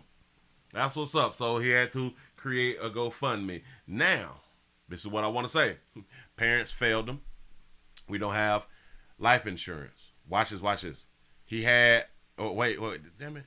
Did he have a baby? Yes, he have a baby. So the baby mama failed him too. The baby mama don't have life insurance on her baby daddy. I talk about insurance around here in these streets. So, because we never think that we're going to die. We never think that we are going to die. And as parents, we really don't think that we're going to die before our kids. Which is 2023. It's a possibility that we're going to die before our kids. It's always been a possibility. You know what I'm saying?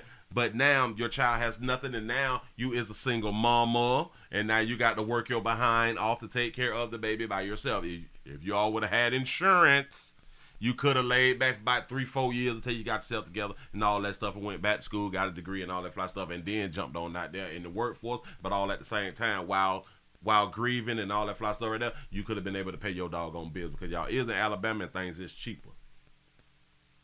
Even if you would have had a $50,000 policy, you would have been scraped by 2.5, 3 years. But we don't think so. Look here, funeral and legal fees for Daniel Terry Williams. 50 grand is what they asked for. They got 29. Remember, you only need 1,000 for the cremation because he didn't have the 7 to bury next to his mama. Our name is Elite Drain and Septic. Oh, so a company done put this here together. We are creating this GoFundMe to help out our employee. All right, cool. Terry Williams, Tammy and Terry Williams are having to make a decision to take their 22-year-old son off life support on Sunday, November the 5th, 2023. This is a decision that no parent should have to make. Daniel was beaten, tortured, and sexually assaulted at Staten Prison by a gang of people with only 14 days until his release. He was pronounced brain dead and arrived to the hospital. We are helping Terry and his family with funeral and legal expenses. They have taken him off of life support and will keep him comfortable until he passes on Thursday, November the 9th. Daniel gained his angel wings. He said they were not prepared for this sudden tragedy. Any donations and prayers will be greatly appreciated. Keep the family in your prayers. They were not prepared for this certain tragedy. That's the story of so many people who are still on earth who have to bury their loved ones. We not prepared for us dying when the end game is death. We're not prepared. But we keep having children, though. We're not prepared, but we keep having children, though. When is it going to be against the law to not have life insurance? Huh? We should turn it into something being against the law. You should not be able to have children if you cannot afford life insurance. Just in my mind. But if you all would like to support the family, hell, it's still going. Type in funeral and legal fees for Daniel Terry Williams. Moving right along. I ain't gonna even much hold you. Damn shame out here in these streets. We as parents is failures. We real failures out here. Listen, and like I be trying to tell y'all, to all baby mamas and baby daddies, get insurance on one another. You never know when the other person is going to die. You never know when you're going to knock the other person off. You just don't know. And at least if you knock the other person off, one goes to the funeral. One goes in the ground because one's going off earth. The other goes to jail. But the child gets the money.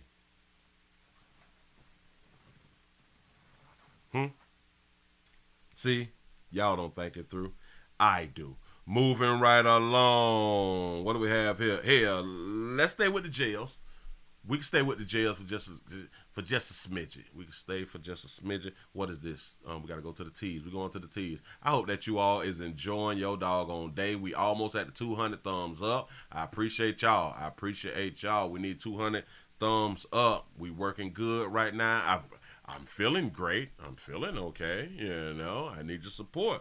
That's really all I'm saying. We got to go to Harris County. We going to Harris County then. We finna make a trip around here to Harris County. What we have here, this Fox 26. Can I do 26? Yep, I can do some 26s. Do some 26. You say, Willie, I got some sweet tea on the porch. I'm trying. Be on the lookout. Watch your community. Protect your community. Yes, yes, yes. Regardless of what people trying to tell y'all, protect your doggone community. Get them thugs and criminals out of your community. We don't need them around there. For real. We got a third inmate who dies at the Harris County Jail. Here we go. A third inmate has died in Harris County Jail custody in just 4 days. The death toll at the jail, now 18 people so far this year. Sheriff Ed Gonzalez's office tells Fox 26 the man was pronounced dead Thursday afternoon. Fox 26's Sherman DeSell joining us now with some more information on the latest death at the jail and also efforts made to change this issue. Sherman. Yeah, good evening, Anthony. All of their deaths listed as medical emergencies. This year's deaths are close to last year's amount of 27, and the jail has just received funding from the Commissioner's Court to help with overcrowding. Families of victims are asking, though, how many more will die before it stops? How many more? November 13th, 60-year-old Robert Shelton, in jail since July 19th, died while receiving local hospital care for a pre-existing condition. November 15th, 42-year-old Rochelle Mitchell, in jail since April, died after being sent to the hospital. November 16th, 28-year-old Christian Rayo, in jail since January, died after being rushed to the hospital. I lose my daughter all over again. All over again. Every death after that. Deborah Smith shot that baby out for her natural. Hold up. Shot that baby out for her natural. Look at that there. Go on, sugar. You go ahead on then.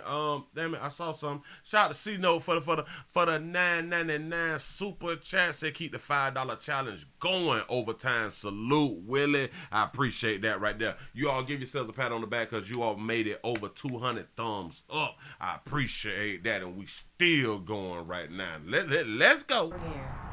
Every death after that. Deborah Smith's daughter, Kristen, died in custody while awaiting trial in 2022. The woman who was diabetic found unresponsive in her bunk. The mother of Roman Thomas, who died in custody in July, says the jail fails to provide adequate care for those with medical conditions, physical or mental. I was also told by somebody inside here that the medical people are saying he's confused. If you're bipolar and schizophrenia, aren't you confused? Aren't you going to be confused? Yeah. Retired Harris County Jail Supervisor Jeff Reese attended the last state jail standards meeting where commissioners directed Sheriff Ed Gonzalez to reduce the jail's capacity if staffing levels weren't in better shape. The county's jail dashboard shows over 9,200 people are in custody and nearly 1,200 of them have already been outsourced to other facilities. Reese says it's a good start, but the culture of the correctional officers and their training also needs to change. There's just not enough sympathy. Unfortunately, it's the peer pressure that's put on these young officers by the older guys that also have the same attitude that once you become accused of a crime, you become less than human. Yep.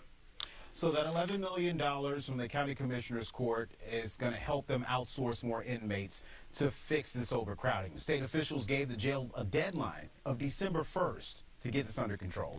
Reporting from the newsroom, Sherman DeSalle, Fox 26 News. That peer pressure from the older officer. Listen, they had done already been charged. They ain't like us, cause we the security guards. They did it. They less than us. We better than them because we have not got caught for our crimes. Yeah. That's how like a whole bunch of correction officers be looking at stuff. They look at you as less than. They really do, and sometimes you may be less than. But they don't give a damn out here in the doggone street. Now, hold on. No, we can't do that because that's Memphis. We can't do Memphis right now. That was Bria. Okay, we got Buddy out the way. Damn it, we supposed to do that there a little later on. Hold up, because it's something that I'm missing. All right, we got old boy. A fight. We got the fight. Oh no, damn it, we had an officer. Down. Wait, kind of deadly shooting. We had an officer down somewhere. I got him. Bam. Gotta go to the ends. Where's the ends? What is we doing? A, B, C, D, E, F, G, H, I, J, K, elemental. Elemental P. Q, R, S, T, U, B, NYPD. Yeah, this is a sad one right here. Got to be more careful. We got NYPD lieutenant. A lieutenant was brutally beaten on the subway. What's going on in New York? An NYPD lieutenant becomes a victim while doing his job. Video obtained by Pix 11 News shows a group of men fighting on board a 1 train at the 238th Street station in the Bronx Saturday night. Lieutenant Gypsy Pichardo tries to break it up, but the group turns on him. At one point, you can see the lieutenant outnumbered. When it's all said and done, the lieutenant was slashed with a box cutter over and under his eye and had to be rushed to a hospital. He did sustain some serious injuries to his face, including just about 8 stitches to his face. He'll be fine. And the 2 individuals that were arrested for that, hopefully there's strong consequences on them. Chief Michael Kemper, NYPD's head of transit, tells Pix 11 what happened to the lieutenant is a direct connection to more police officers being engaged in the system. So arrests are up, quality of life enforcement is up, fare evasion enforcement is up. This is stuff that our riders expect us to do and want us to do. Police arrested 2 men in connection to the attack on the lieutenant, including Marquise Webb. Sunday, on board a 4 train, police say a 27-year-old man slashed a sleeping passenger on the neck. This after going on a violent rampage inside a Brooklyn homeless shelter, where he allegedly stabbed 2 men before entering the system at New Lots and Livonia Avenues. He's now also in custody. But these recent incidents, including a man randomly attacking women in the subway last week in Brooklyn, have some passengers thinking about their own safety, especially with the holiday season right around the corner. Well, all at risk. The moment you get in that tunnel, it's a tunnel. The moment you get in that tunnel, God forbid, something happens. Personally, I have limited my hours in which I use the subway. During the holiday season, ridership is slightly up. And Chief Kemper says you can also expect to see more officers on patrol in the system as well. We always ask people to be aware of their surroundings, and we want to provide a safe environment. We do too. Damn it, we tell them to watch 2369 all the time. You need a shank, you need some mace, and you need a firearm. But isn't New York one of them states the way it's hard to get a firearm? Even though I think I just found out, I think it was like a few months ago to where I was like, damn, I thought that you couldn't have like a firearm. Was it in New York or Chicago? It was one of these places. It was one of these places where it's very, very difficult to get a firearm. It's a damn shame. for our riders. Not only safe from becoming a victim of crime, but feeling comfortable. It was New York, huh? Got to be more careful. You say, Willie, I believe it should be the other way around. The aunt should get the least charges, and the mother, she should get the heavier charges. Say it's her child. You may be right. Oh, wait. Well, yeah. Because after the incident, the mother came home shortly after, and they still both waited till 17 hours after the situation.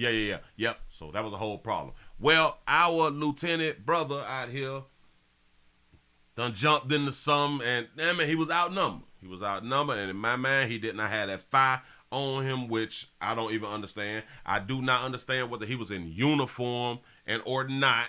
I don't know. And I do not understand how you get cut with a blade above your eye and under your eye, but not in your eye. Damn, he got lucky. Moving right along, I ain't gonna even much hold you. He got lucky. He literally got lucky. And boy, I don't know what else to tell you. You might want to go ahead on and retire, pimp. You might want to just go ahead on and retire and keep your money and all that fly stuff right there if you do have a chance to do that. You have to be more careful. What the hell is that? That don't even make no doggone sense. I just saw something. And if you all is not following me on Twitter, please go around to X or Twitter, the WW Show. I need y'all around there. I need more people. We need more people. Now I had something else for y'all. Wait. Alright, because it's that's not exciting right there. That one is not exciting. We can't do that. We gotta wait for Rumble to do those. Oh, let's go to LA. We going to LA. Going to LA. Put your seatbelt on. Let's go to LA. You all is not gonna believe this one right here. This is just stupid. This is just stupid. And I think yeah. This that California law shit. I don't even much understand. Let's get a record on that right there. Bam! We got a situation out of LA. Out of LA. We have a homeowner. Remember the homeowner who got out of his vehicle. He was walking inside of his house, and two dudes that jumped over the gate to try to rob him or do a home invasion or something. He turned around, he threw the drink, and he was able to get his fire and go to dump. You know what I'm saying?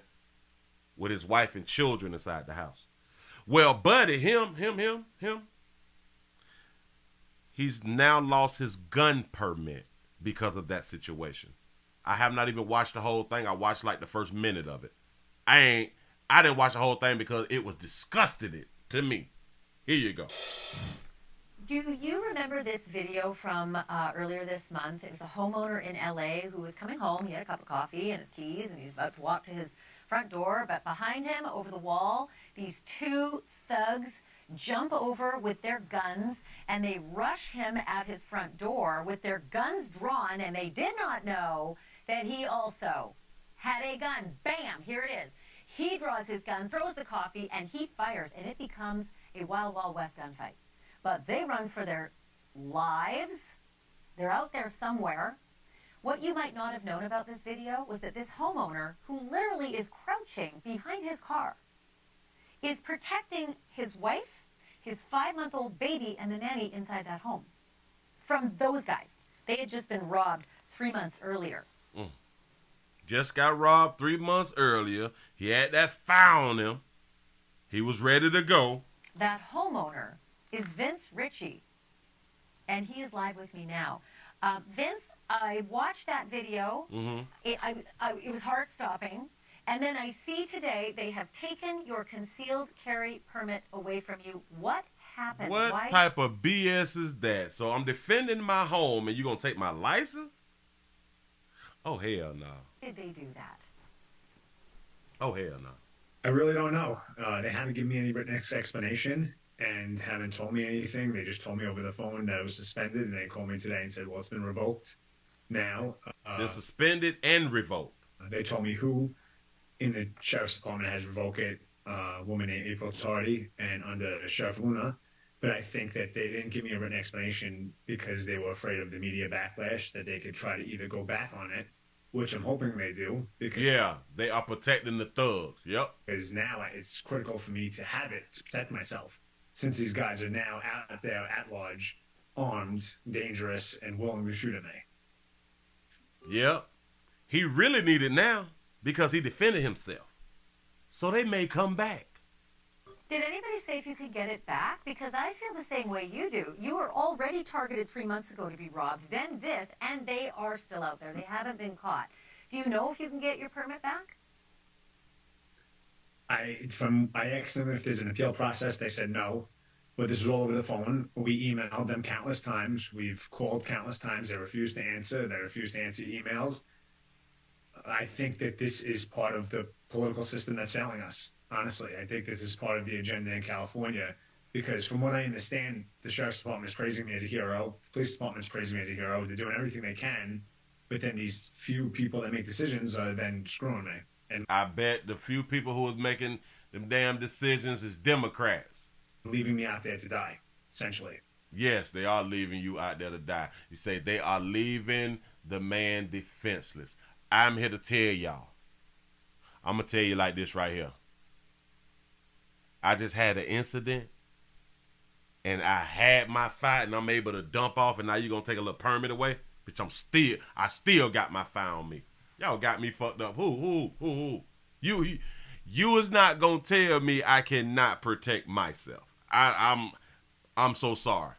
Now, this also plays into, I'm glad that states like Florida has changed their law to where you can carry without a license. Now this makes sense. Now it's making sense, because now you can revoke someone's license to carry after doing the right thing. Oh, hell no. And I need to remind our viewers as they watch this, you are a legal permit holder. This was not something you did. You had every right to defend yourself. The guy drew a gun on you, and they fired. It's just, I mean, I think a lot of people were cheering the fact that you fought fire with fire. Hell yeah. The police, the sheriff's department, everybody gave him a thumbs up and all that fly shit right there. Good job, good job, good job. See, in Florida, this would have been like great, because it also falls under, I was in fear for my life. So why the hell would y'all take my damn life? Oh, hell Fought no. back against these guys. I do want to ask you, you got a 5-month-old baby. You've got a wife and a nanny who are inside that home. I'm sure this has been extremely traumatic for them. How are they doing? I wish I could say better. It's been a lot. And honestly, at this point, I pray that nobody has to go through this. I didn't, guys go away to combat, they trained for it. Police officers go into shootings like this and situations like this at work, and then they get to safety to go home. This happened at my home. This happened at the doorway of my home. This wasn't even a CCW issue. This was on my property, in my house. You know? Yep, I'm so glad he said that right there. This wasn't a CCW issue. This wasn't a carrying permit issue. This is on his property. It has nothing to do with whether he should be able to carry or not. I'm glad he pointed that right there out, because you do know you can walk outside on your property and have your gun on you without a license. So this should have had nothing to do with the permit at all. I don't get involved in politics. I try to give back. I try to do the most I can. But now you need to be involved in politics now. Hell, more of us need to be involved in politics, because if not, these people who are involved in politics will create laws that is going to destroy America. My family gives back. My wife runs our charity, Trina's Kids Foundation, and she's now doesn't want to be in California. She's sick to her stomach. She feels like everybody let us down, and they're stripping me of the ability to even continue to defend myself. It's just, honestly, it's horrible, and I hope that nobody else has to go through this. You all need to move and leave California. California got to be one of the craziest states, man. And I don't see how any of you still live in California. Honestly, I just don't get it. Well, we'll follow it for you. We're going to put the pressure on. Nope, you do not need a license to carry at your own home. In no state. You could be on your property with your gun. You don't need a license for none of that shit right there. And that's just why it is strange that the license department came after him. He was on his property with his firearm. It had nothing to do with them. But hold on. You say we are going to continue to fight this? I have the ability to even continue to defend myself. It's just, honestly, it's horrible. And I hope that nobody else has to go through this. Well, we'll follow it for you. We're going to put the pressure on and ask the tough questions, and we're going to follow your story. Will you come back and talk to us? We're going to see if we can't maybe get some resolution here, Vince.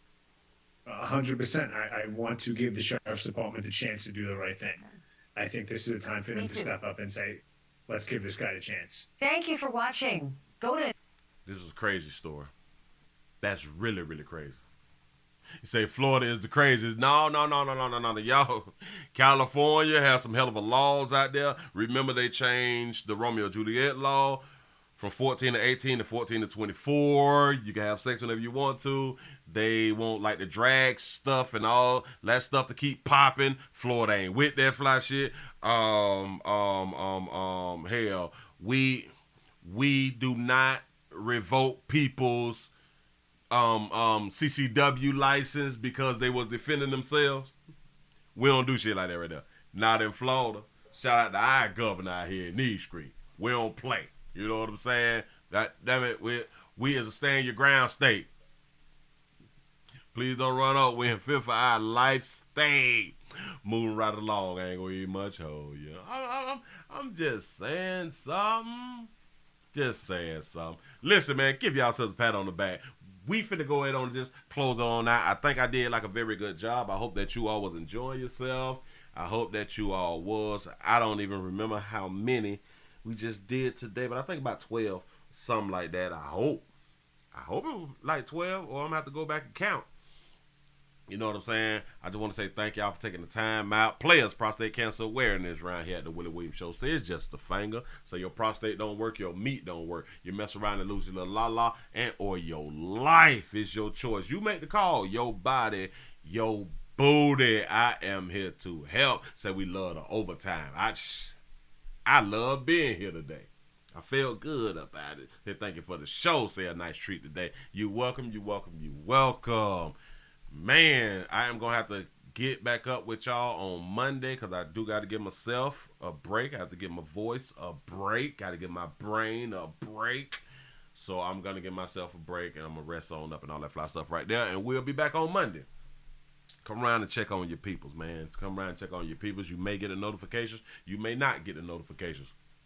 One thing about it, we have a set time to do a show. And come check on your peoples at those times. Thank you, man. You all was wonderful. Thank you for all the support. We could just end the week off like this right here. And I hope that y'all had a wonderful STD Friday. I hope that y'all got out there today before the show started and got your medication and stuff, because we had medication for everything. So you should be clean. You should be clean by now. You should be clean by now. You know what I'm saying? You got that medication, you popped that, did that, but you didn't take it all. You did not take it all, and you should be ready to go for the rest of the week. I appreciate y'all. Y'all have a good one. See y'all on Monday. Unless there is some type of big event, I'm going to see y'all on Monday. I'm out of here. Bam.